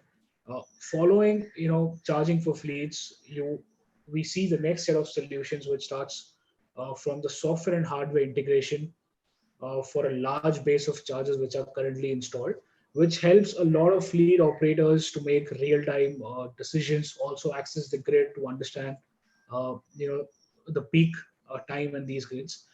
Firstly, what I'd like to understand is how difficult or easy, in your opinion, it is to run your fleets in India, pure EV fleets. I think it's a challenge, but a challenge is addressable. The main drivers would be that, as we can imagine, EVs would not solve every route, every tour, every use case. So it's very important to understand which use cases are most appropriate for deploying EVs. Within that use case, if I have 100,000 routes, how many routes are adaptable for an EV usage so that I minimize the disruption, the downtime, and stuff like that, which impacts my TCO. And if I can get these factors right, it will be a mixed deployment in the end. It's not that we will be able to move from IC to EV 100%. I mean, in India, anywhere in the world, but India in particular, there's no one truth. It's always a mixed solution. It's not this or that. It's this and that, and that's true for EVs also. And I think this is where smart adoption, smart use of technology, smart product use fit. And if I can use the example mentioned earlier in the panel discussion, even from vehicle configurations, I think every OEM is capable of producing a vehicle of any range that they want today. Question is, what's the sweet spot for that use case? From the usage that it has, the duty cycle it has, the load it's supposed to carry, how many shifts and stuff like that, and then find what's the right range for that use case to adopt. And that's why the markets will define to some extent from a dynamics point of view, and the OEMs will then respond with the right configured product to suit that use case for better adoption and consumption. Mr. Pankaj, a follow-up question on this. Unlike the auto industry, where telematics, connected vehicle technologies, they come at the later stage, right? In the EV sector, I think it is best suited to be integrated right at the time of manufacturing. So first of all, from an OEM's point of view, do you think that our current Indian OEMs understand the importance of connected vehicle and IoT solutions right now? If yes, are they willing to invest in this? See, from an OEM perspective, every OEM globally and in India also, uh, always keeps the arsenal or ammunition ready for whatever it takes required to be competitive in the market. The question only remains is what's the right time to launch that in the market. Whether it's Mahindra, Maruti, ourselves, whether it's a global player in India or an Indian player in India, we cannot afford not to be ready from a technology perspective. We bookshelf it, and when the market is right, the customer sentiment is right, they're willing to pay for that service. I mean, in India, if you look at it, my figures may be off by a couple of percentage points here and there. Nearly 60 to 70% of the vehicles are nearly below 10 to 12 lakh rupees. It's a very cost-sensitive market. So for every 1 rupee, or if I get 1 rupee, every 1 paisa that I want to add on the direct material cost, my program managers have very simple logic, where are you going to take 1 paisa away from? You know, because question is, if you add rationally and the customer is not willing to pay for it, you have the wrong feature maybe, or you're not positioning it correctly. You know, so from every OEM point of view, the telematics solutions and the IoT solutions have been ready. The market is now getting ready, and EV, like you said, is kind of accelerating that adoption, because earlier it was not an imperative, because the technologies were age old. We were comfortable knowing the technologies. Every roadside mechanic could kind of repair those engines or take the vehicle apart. BS6 will be a slightly different ballgame.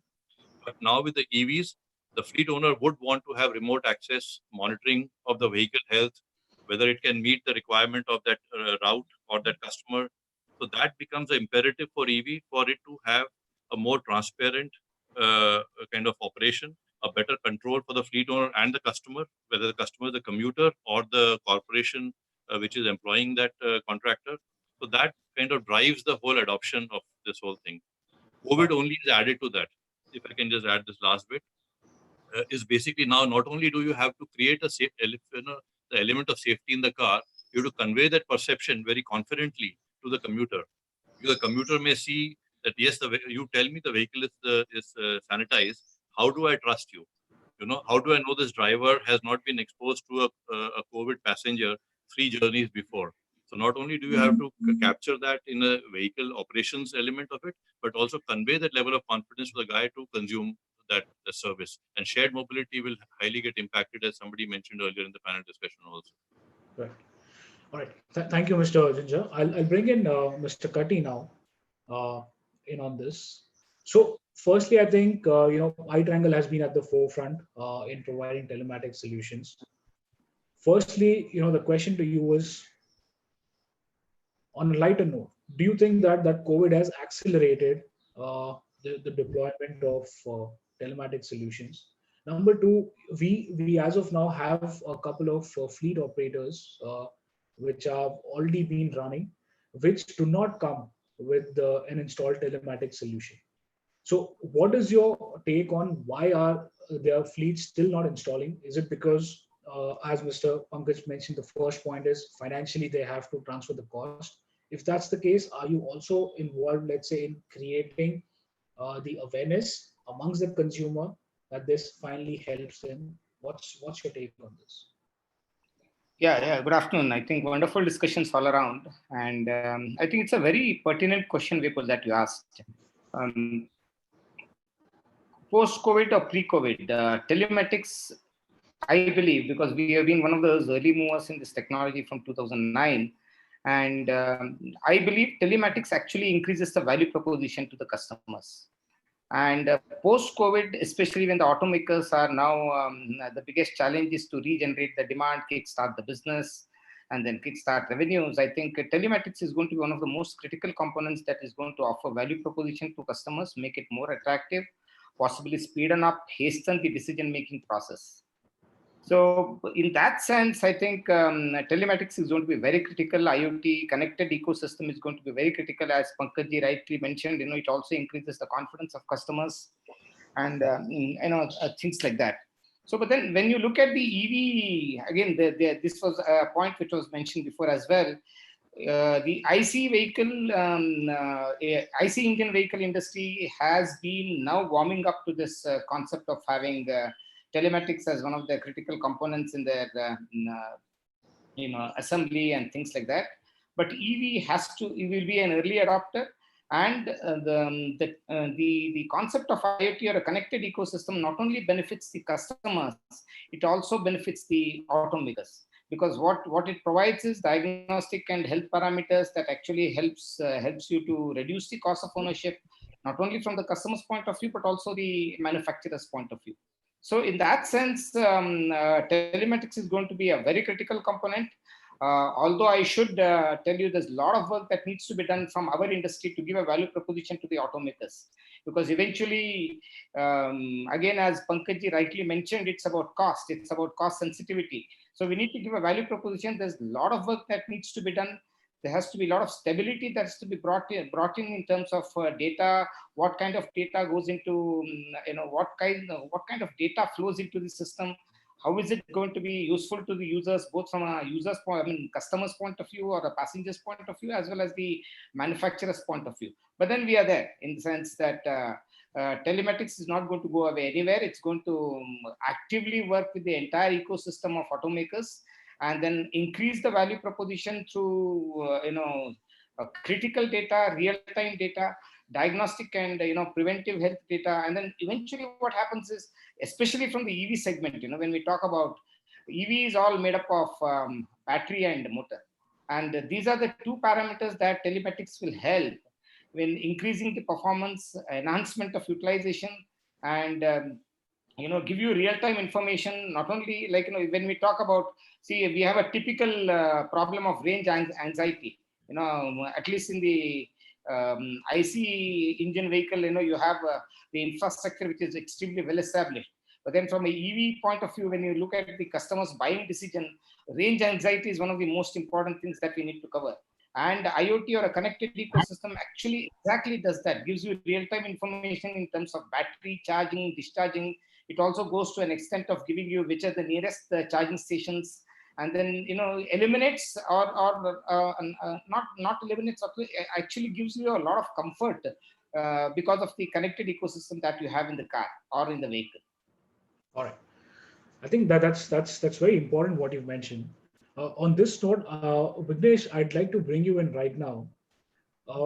First, talk about what does it take to make, first of all, a fleet cost competitive in today's market, right? I think that's very important, because we see a lot of fleet operators out there, but they are not really financially strong. They don't have the numbers to back it up. So, as per you, Vignesh, what makes the fleet cost competitive? Yeah, thank you. And again, good afternoon, everybody. As we look at the electric vehicle ecosystem itself, one of, apart from the other obvious benefits that we can see in terms of power productions, etc. The question always comes of, today we have roughly, let's say 150 million odd trips being done in India every day. What happens if this roughly triples, right, as the economy grows? Because mobility is very, very closely linked, and you can see it in all economies that have grown significantly. So I think there are two aspects to it. One is the distances could increase. Second is the frequency of usage increases, whether it's public transport, private transport, irrespective. Right? So one of the focus areas for lithium has been that we focus on the productivity aspect. How do you play to the advantage of the EV by being able to use it more often and being able to use it for longer distances? Now, we have a lot of belief, as the speakers have said, with combination of improvements that you're seeing in the OEMs itself, the range anxiety, so to speak, is being dealt with, but it is just not simply sufficient to have a larger battery or a longer range. You need to know how to use it. So we've been a big proponent of productivity by way of tracking the trips. We install our own telemetry if needed. And we start looking at how much does the car do within a 5-hour period between charge to charge. What can we do to improve it? And we are equal learners in the process along with the OEMs to see how far you can push the vehicle. So for fleets particularly, and in general, as India is a large utilization market, and what we call jugaad is actually high productivity. We find ways to use what is existing in more ways than one. So I think that is what is going to drive fleet profitability, right? And of course, there will be certain minimum thresholds that you'll need to reach because you're investing in certain infrastructure, certain technologies that scale. But our focus has been purely on productivity, and that we think is the biggest driver in the EV segment. All right. Now, Rajesh, you've been the operating officer at Cars on Rent. Now, I want to get your quick point of view on since you're running a fleet of about 5,000 vehicles. First of all, how do you look at retrofitting as a model instead of investing in pure EV? Do you think retrofitting works for you?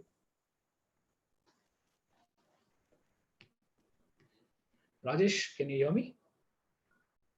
Yeah, you'll have to unmute yourself. Yeah. Okay. Sorry. Yeah. Good afternoon, everyone. So I think the biggest thing basically which is being looked at is about the productivity of vehicle. I think the kind of productivity which is there with the current IC fleet and with the EV is the biggest uh, model which has to be looked at. And from our standpoint of view, honestly speaking, we are not yet started onboarding the EV because still the infrastructure is not in place completely. And since we work on a DCO model, which is, and also the challenges which are still there, not from the technology standpoint of view, but from the utilization or on-ground implementation point of view. I think with Tata, Mahindra, all these OEMs have superpower in terms of building up technology. That's not a challenge in terms of it. But I think still the drivers are using this and learning it. As Vignesh also rightly said, that we are also learning with OEMs how this and similarly we are learning. Driver is also learning. So how to utilize this vehicle, how to get the productivity, and Vignesh can agree with me that this is the biggest challenge basically in implementing this EV. And definitely corporates are supportive. They are looking for this as a next tool to be utilized.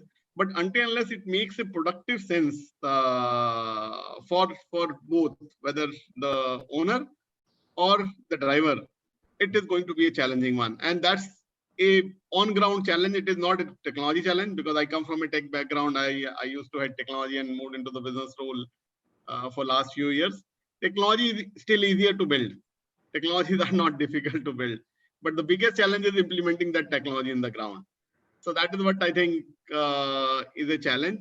In terms of the mobility, next wave is the connected mobility, which is definitely there. And whether you call it as IC or EV, whatever that may be, so you're going to see more of a utilization on the connected mobility from across, whether from the customer standpoint of view, from the driver standpoint of view, from OEM standpoint of view, from the investor standpoint of view. Everybody will be looking at this as a connected one piece where end-to-end can be tracked. But the biggest challenge, as I said, is the implementation on the ground. All right. Mr. Pankaj, now, with the kind of experience that you have, with the kind of understanding, I think I'd like you to sort of just elaborate and give some insights on one of the most misunderstood terms, which is fleet optimization, right? And how does telematics, first of all, get aligned with the different suite of fleets that a company owns? So on this line, you have e-cargos, you have buses, all of them require different telematic solutions. So how do you optimize? How does any large fleet operator optimize their fleets? Number one, and number two, I'd also like to get your point of view on some of the comments made by the earlier panelists. Great, thanks. So, I mean, for the way, I mean, we see it and it's kind of there. Telematics is only a pipeline, which you create to correct some data points from the vehicle, from the environment around the vehicle, or the occupants for the vehicle, and you feed it back into a platform. Question is, when I say that, so I would say that when it's telematic, we would also have to include, and that's the reason I'm mentioning it, is that's somewhere where people kind of take a call that am I spending too much from the value that I'm getting? Because for a lot of people, the way they see it here, and this is both B2C, B2B, or a technology solution or an app is nothing but the interface that they see on their screen. What they forget is that the entire thing has to feed a backend, which is where you actually create value with the data points that you're collecting. And somewhere I think this becomes important because the data points that you collect and allow you to actually take decisions, take smart decisions based on real-time data, not anecdotal, not based on the driver telling you I'm here or there, or I charge 10% or 20%, I filled fuel 20 liters or 40 liters, but you take decisions based on real time. You are agile and you are flexible to take last minute calls and move things around. And if I even take a situation like if I go back to COVID, and I think you won't mind that it's on the head of everybody today, is the situation will be dynamic today. What is a red zone today may become orange and they may become red again tomorrow. If you are suitably digitized and you are suitably connected, you can adapt to that change very fast. You know, it won't have 100,000 trucks lying idle, jammed on highways, not knowing where to go, where drivers, letting their trucks alone and running back home because they didn't have food. They didn't have directions of what to do. Some fleet owners who themselves didn't know what to do. So somewhere I think this whole digitization, connected, telematics is an enabler. IoT is a word which is kind of used to describe it very broadly. It allows you to take those calls. It allows you to have better control, better transparency, and decision making within enables that whole thing. So for us, the adoption has to be of the entire system, not just putting a TCO in the vehicle and saying, what's my position? Because in the end, one of the reasons also, if I build on that, is today customers don't want to pay you for what you think is easiest to build. I mean, most of the telematics today say, I'll give you a driver behavior feedback. A driver says, I don't want to pay you money to tell me how good or bad I drive, on a lighter note, But yes, the data is useful to somebody, maybe the insurance company tomorrow when you have UBI coming in and stuff like that. So somewhere I think this whole thing of managing fleet smartly, and whether it includes driver, it includes assets, the vehicles that you have, it includes the contracts that you have you digitized your contracts? And are your contracts linked to your payment gateway systems so that your reconciliation, your back and forth, your paperwork, somewhere you have to reduce 10 people in your office to be able to justify the digitization cost, So I think this whole thing has to happen together and not piecemeal, because you are not going to pay for something where the advantage comes to you after 2 years. And that's why the connected features that we are launching now on both commercial and passenger vehicles not only include the telematics, but also fleet management system, which are built into that for fleet partners, basically. But that's where they will realize the first level of value, All right, thank you. Mr. Katti, now I'd like to, want you to bring attention to what have been some of the most burning discussion points that you've had with a lot of OEMs in India. Also, maybe some of the burning points which you've seen being addressed globally in some of the markets, developed or developing. So, what have been those burning discussion points? I think I lost you, Vipul. Can you just repeat the question? Yeah. So what I'm trying to understand is if you could, highlight some of the most burning discussion points that you've had with a lot of OEMs in India uh, when it comes to deploying telematics solutions, or some of the concerns that were, raised, which you've been trying to solve, which you're working towards. Because in times of COVID, like Mr. Pankaj mentioned, firstly, yes, there will be an increase from the safety element, but definitely when it talks about an increased cost, the fleet operators or the OEMs will not take a chance in terms of investing any further on this.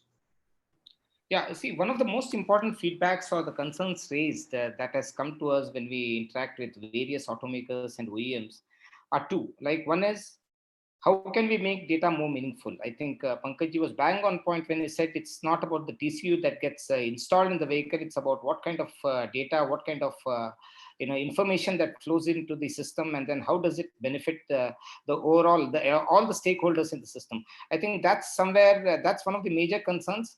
So that's something being driven. Like when we talk about a connected ecosystem, different automakers have different perspectives. So we need to one of the most important challenges that we have is you build a platform and then start adding elements as per the customers or the automakers requirements. The other important fact, which is extremely critical, which is still not right, which has not been addressed actually for various reasons, and then strangely though, is the security part of it. Because the telematics unit that goes into the vehicle has to be secure enough. The data has to be encrypted. And this is where I think we always get into a roadblock, because there are no standards set from a legal perspective, from a compliance perspective by the government for various reasons again. And, that part has to be addressed immediately. I think, when you look at other countries, there are very well laid out guidelines from a security perspective. And then there are alliances which advise the government, the IoT alliances, the telematics operators alliances, the automakers alliances. I think this is what is important in India today, is to address the concerns of the automakers based on the feedback that we have received. Is all the stakeholders in the ecosystem. He might be a telco, or it might be an automaker, or a telematics service provider, or a hardware manufacturer. All of us have to come together and then understand what kind of security protocol has to be built into the device, has to be built into the telematics or the IoT ecosystem. I think that is something which is extremely challenging, whether it is EV or IC. I think that's common across. So these are the two factors that we always constantly, try to address within our system. In the absence of any specific standard that is being built into the compliance protocol or the legal protocol, we try to build our own security protocols based on the feedback that we receive, and move forward. All right, thank you. Now I'd like to bring in Mr. Avinash Gupta on this, and also Vignesh, both of you.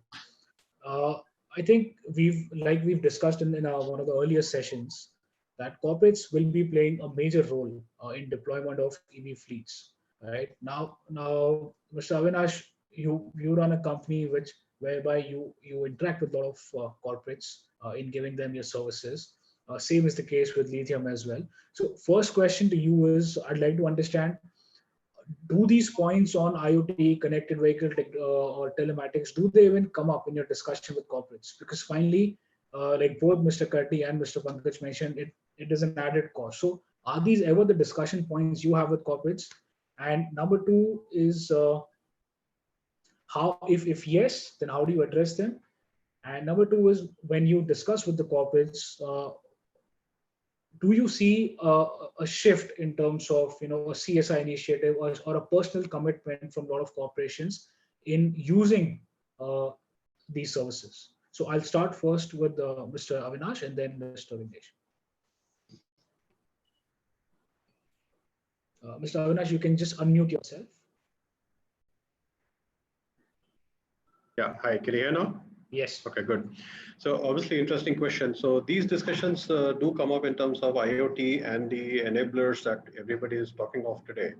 However, nobody wants to pay for it, as rightly mentioned. So it's a nice thing to have, but nobody wants to pay for it. Having said that, we did introduce some interesting features, like for instance, a panic button in all our vehicles for the passengers. And there is a special safety precaution that we have taken for women passengers, just to be sure that they reach wherever they have to reach. So these are some of the features that we have inbuilt. And this is something which a lot of corporates also are looking for in terms of the requirements in light of whatever has happened historically speaking. The other features about the driver, about the fuel, there is a whole lot of data points that can actually come about. The question is, it is only going to be of value to somebody who is willing to pay for it. And that is the key. Now, it's nice to know where your vehicle is, but do you want to pay for it? Or you can just call up your driver and ask him, where you are. Or you just want to know on an app at any point of time.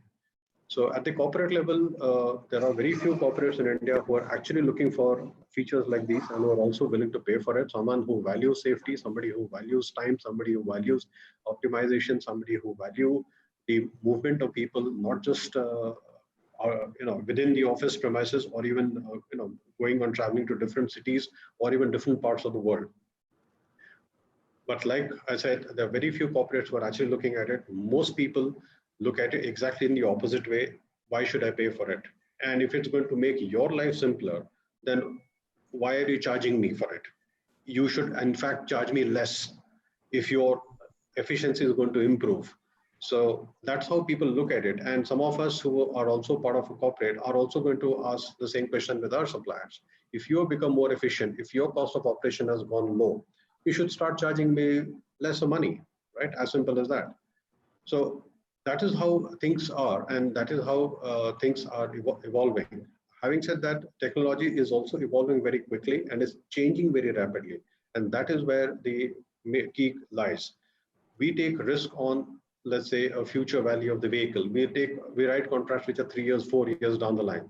So any investment that we do in any of these technologies today, how relevant will that be, or how much of value will that be in times to come, is anybody's guess. Yeah, I hope I've answered that question, Vipul. Absolutely.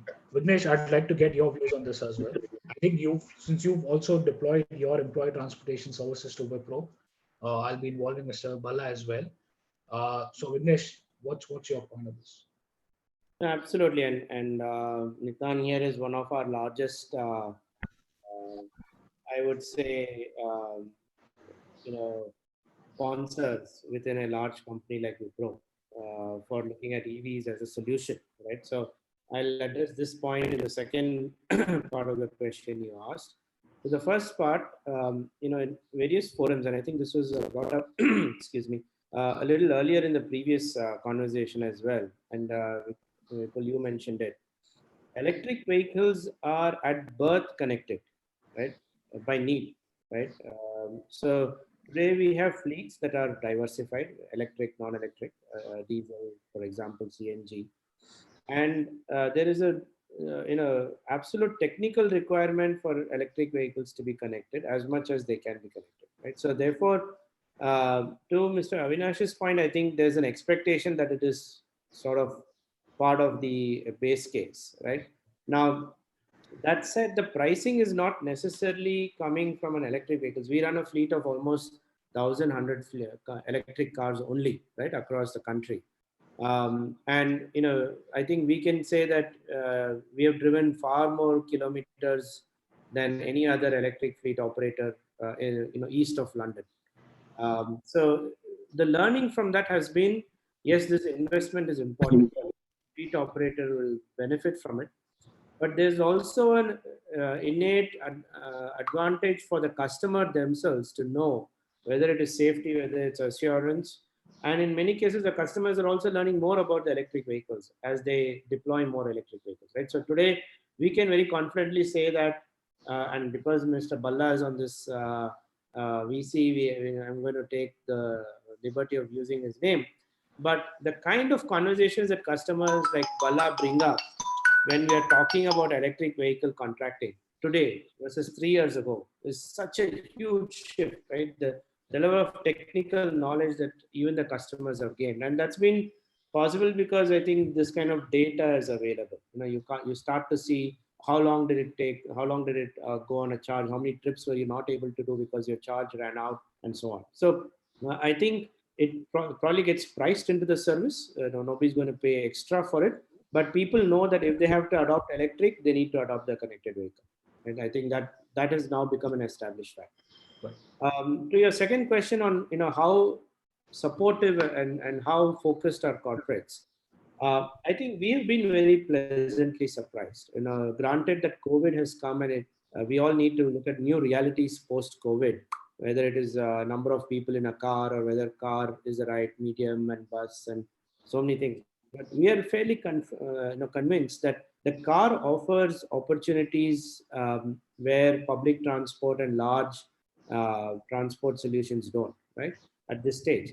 And everywhere what we have found is it's not necessarily a CSR activity at all, right? In fact, I think that is the most encouraging piece for us is corporates take it upon themselves and treat it like a mainstream activity. Now they also know, given all that was said about the vehicle and production capacities, technical capabilities, and all that it's not going to become 50 or 100% of their fleet anytime soon. But there are in fact corporates who have gone on to say, all my trips I want to get into electric, and we'll figure out how to work this with you. So I find that both as a combination of the EV 100 consortium focus, where there are a lot of corporates who are part of that, as well as it making commercial sense in many cases, and there's an innate understanding that contribution to the carbon footprint of transportation of their people is huge. I think all these three combined, we see a lot of support from corporates, and not just as a CSR activity, as a mainstream activity. All right. Okay, Mr. Bala, I think it's time for you to be brought in. First of all, a very great initiative for Wipro. I think you've been one of the early movers in being listed on the EV 100 list for moving towards 100% transition. So, what's more important to what Wipro has done now is how is Wipro first of all aligned with the other corporates uh, to make this initiative or to make a much larger outreach. That's number one where I would like to first get your point of view. How are you working with other corporates since you already set the trend? But do you see the other corporates following this trend? Okay, yeah. Thanks, Vipul, for this.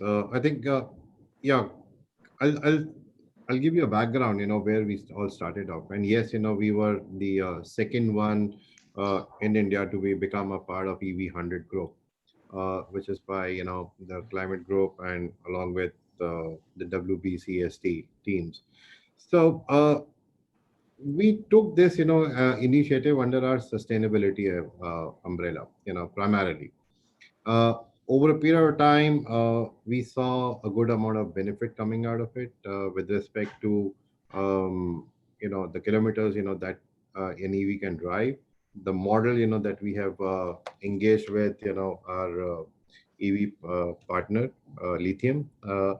So we had good amount of benefits coming in, and there were few myths that we unfolded, and we made them, it was not the correct ones with respect to how many kilometers an EV can run, what can be the turnaround, what can be the TCO, and so on and so forth.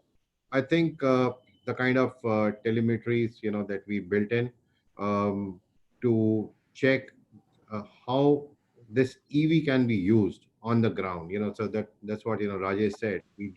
We come from technology background. We know what the technology is, what the output is, but how to make it happen on the ground was a task. And I think Lithium team has done a very good job along with us in terms of giving uh, an output of more than 300 kilometers per day per cab. So that is the kind of an output that we have received along with them. So having said that, uh, yes, we now see this as an organized market. So if you really see, then I see fleet aggregators, they're largely unorganized, and the partners that they have at a local levels, they seems to be not aligned with the technology part of it. I think EVs type of lithiums coming in, uh, and also we have a national partnership with Avis also. The kind of technology that is coming up on the table, which is benefit both for the corporates, also bringing up the productivity efficiencies and things like that. uh, I think it's time that we move ahead with the large corporate partners who understand safety and security, who understands sustainability part of it, reducing carbon footprints and so on and so forth. I think yeah, so that is a way forward for us, and we we are still finding out ways and means where to plug in EVs into our larger operations plan. Yeah, so that is one. Uh, our peer groups aligned with this? The answer is yes. They are. When I speak to my fellow peer group of the industries, yes, they are looking at EVs as uh, one of the products in the mainstream. As Vignesh rightly said, it's not a differentiation between an IC vehicle or a CNG vehicle or an EV, right? So it's a mix and match of both. End of the day, the only challenge that I feel is the form factor availability. The moment we see a 6-seater, 8-seater, I think we can take off this particular piece immensely. Yeah. All right. Okay. Uh, Now, I'd like to get in,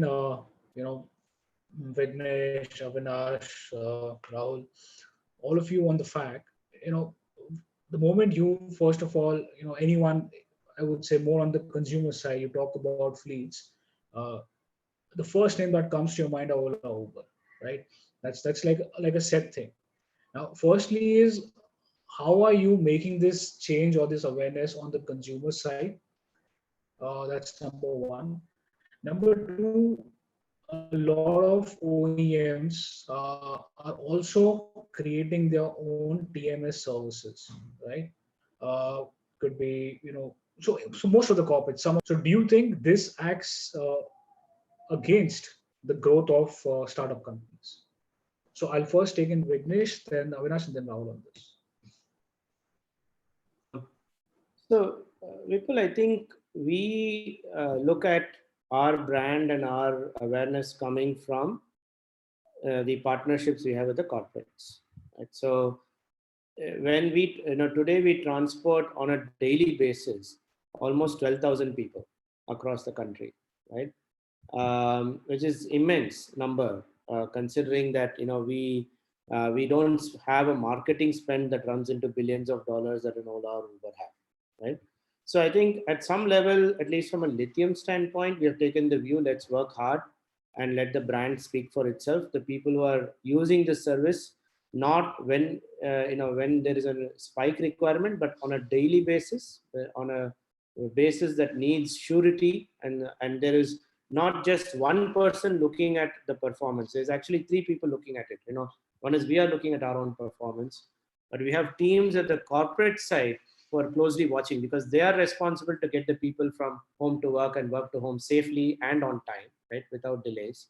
And then there's the passenger themselves, who's going to say, did it make sense for me? Am I being am I enjoying this? And a lot of passengers have come and said, it's great that we are contributing to the whole sustainability initiative, right? So there's three people looking at the performance. So therefore, I think we have taken a view that let this speak.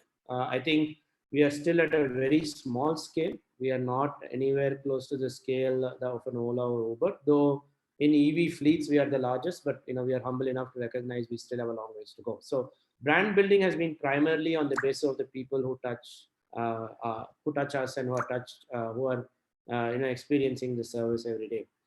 To the point of OEMs getting into this, right, and creating either fleet solutions and or technology solutions for fleets, we actually feel it's a good thing. You know why? Because today, why is it harder for us to go as an individual to finance an EV? Right? It's because the financier looks at the other end and says, how do I know for sure this thing is going to work? How do I know for sure you're going to feel that it is useful enough that you will pay the EMI on it, right? So, where we are today is such a small drop in the ocean of what electrification can do to transportation, right? Today we are talking about oil prices that are low, but everybody, I've been on multiple discussions now post-COVID. There are large government initiatives to say everybody is experiencing this clean air phenomenon. The reduction in the respiratory ailments is dropped 95%, right?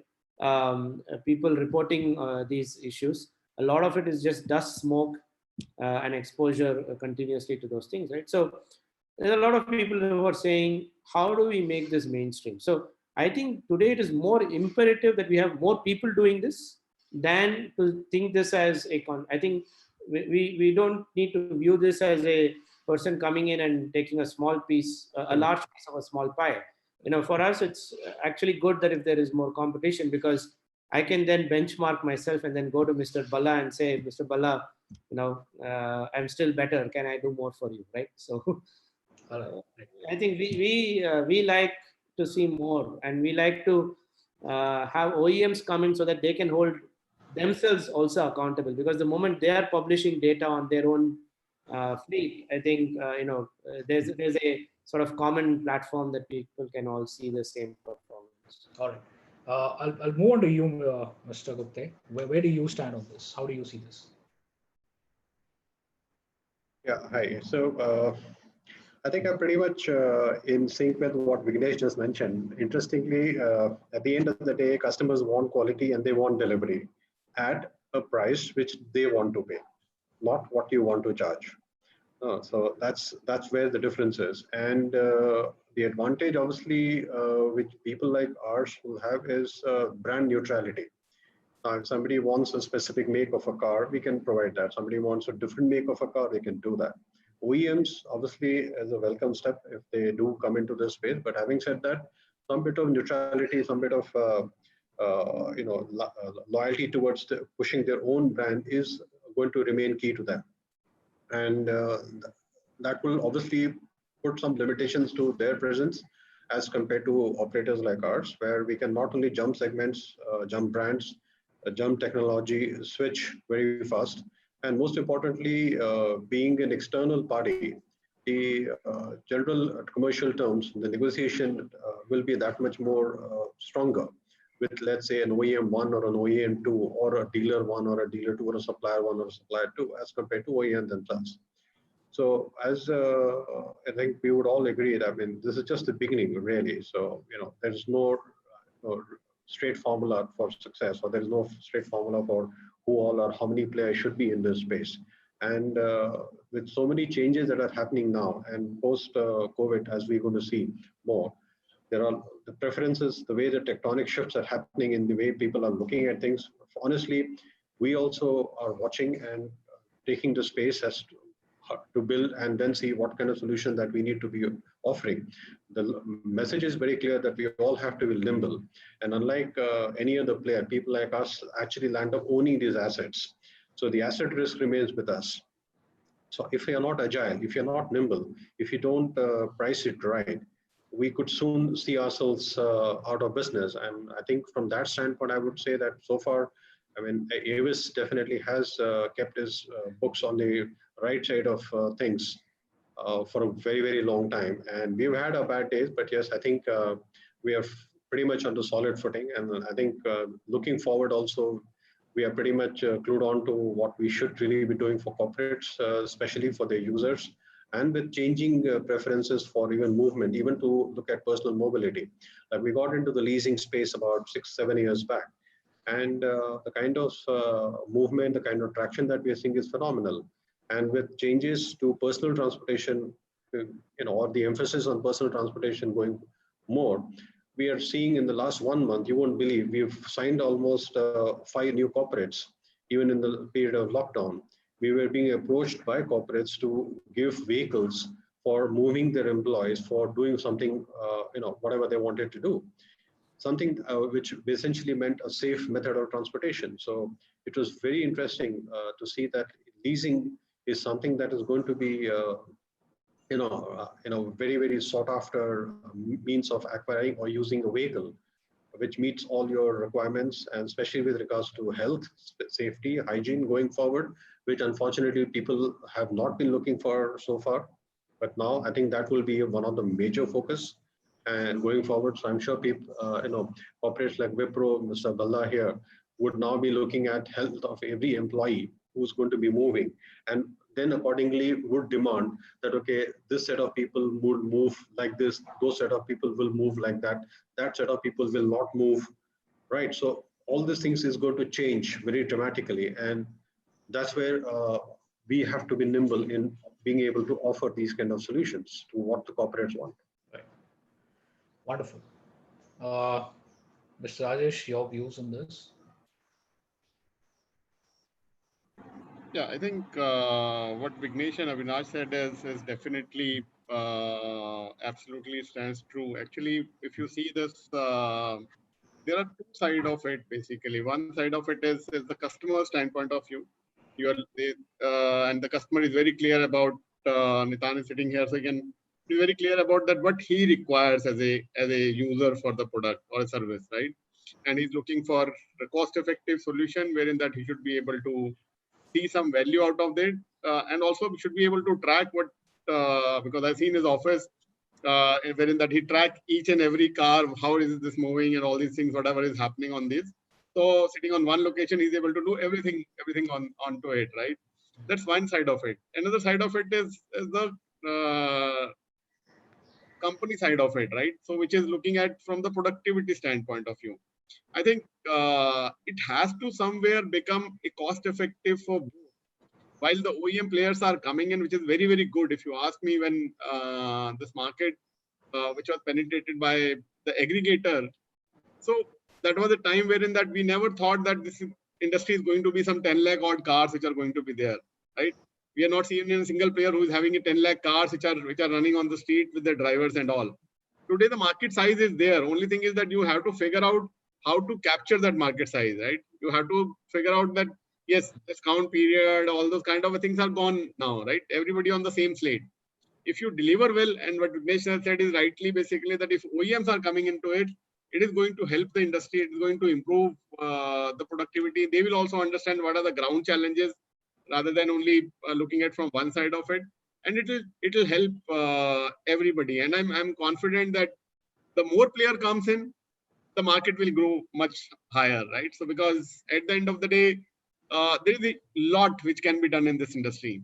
Unfortunately, this industry has been always looked at from one side of it. But since last few years, we all have been seeing that this industry is really growing. One point which I think Avinash also said is the leasing. I think subscription leasing is going to increase a lot. Personal cars, shared mobility is going to be a challenge. All these 4, 5, 7 years which we have seen as shared mobility, now it is going to be a personal mobility because of this COVID-19, which is, we are saying that it is going to stay for some time with us. And I was seeing that WHO said that it's going to stay with us for long. So personal mobility is going to improve, and subscription model is something basically from the personal standpoint of view is going to gain a lot from the industry. All right. Yeah, So, I'd just like to, sorry, Vipul, just like to add one thing here. I mean, and if you remember a few months back, the Hyundai had put out an ad saying that now they're a mobility company, not an auto manufacturer. So there was clearly a shift in the way auto manufacturers or OEMs are positioning themselves. And I think that sets the tone for what future is going to be like.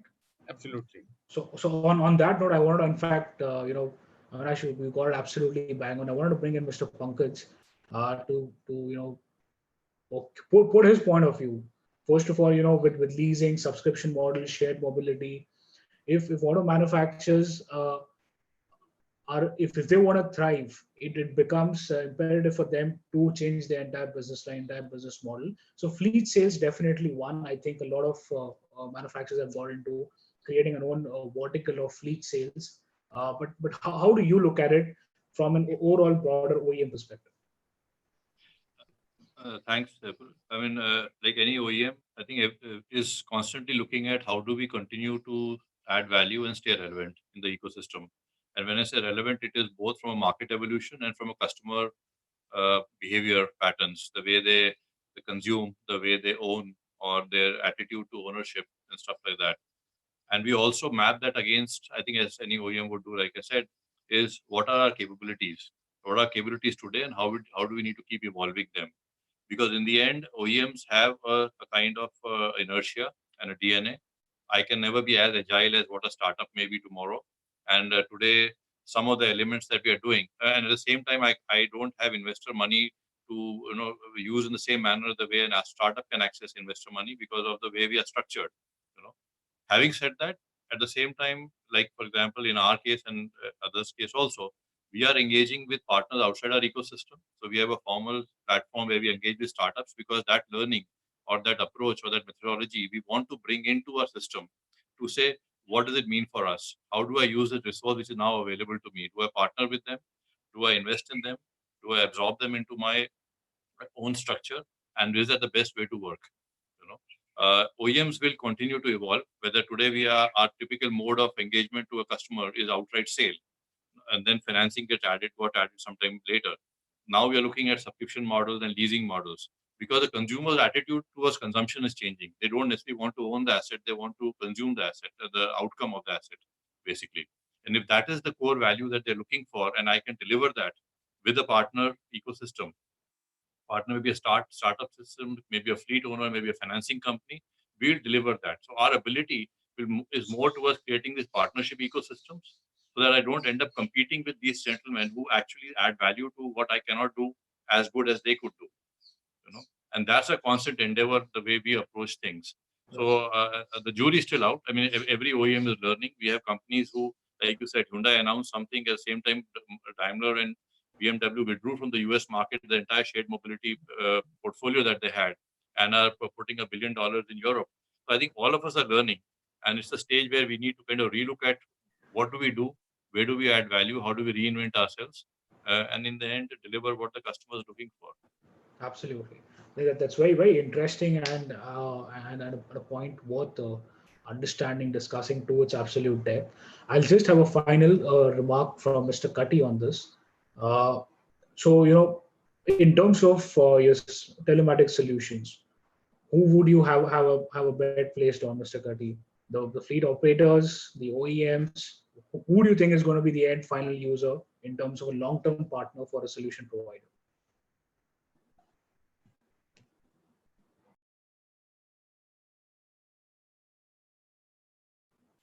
Your microphone. Sorry, yeah, very sorry. Yeah, I would say all of them, Vipul, because it's very difficult to point a finger on one specific entity, whether it's a end user or an auto OEM or anybody for that matter, because IoT or telematics is here to stay. Like the various models that we've been discussing for the last 1.5 hours, I think one common thread is a connected ecosystem.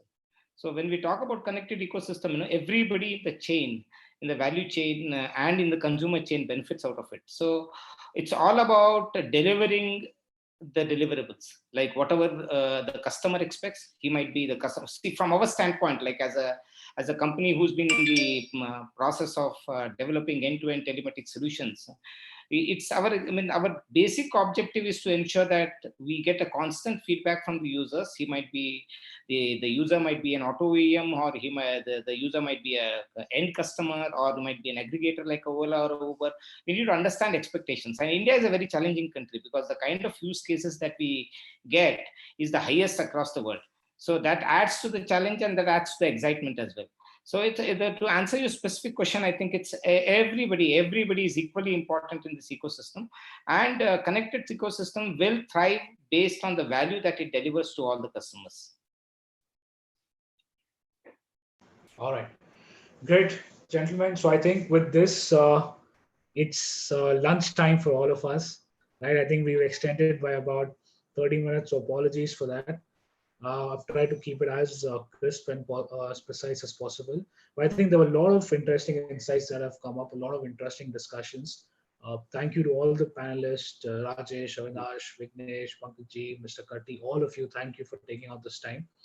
And I think on that note, I'll be running the last final 2 polls as a summation of what we just discussed in this panel.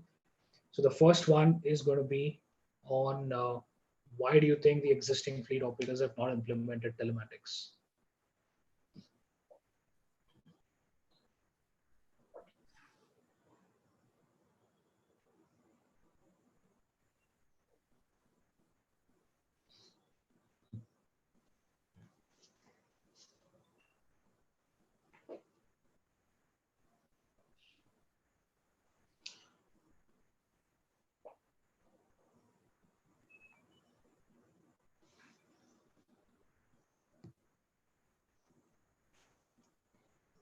All right.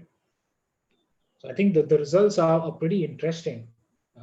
Finance increased cost is not what comes out to be at the top. We are looking at everyone's. It's more of a wait and watch for telematics that I can see. Great, and we'll be running another one.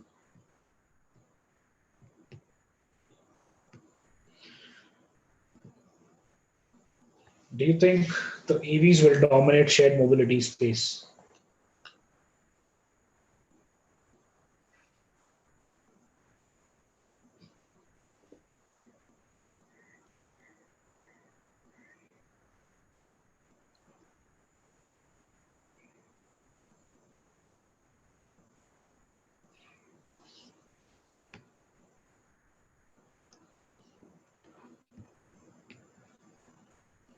Okay, so the results, I think we have about 70%, 75% people who agree with it. That's That's more or less in line with what we've discussed. Yeah. Absolutely. All right. And here's the final poll for the day.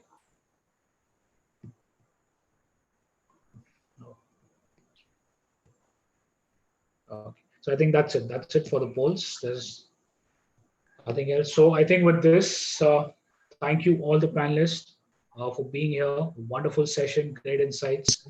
We'll be creating a couple of more webinars which are more precise.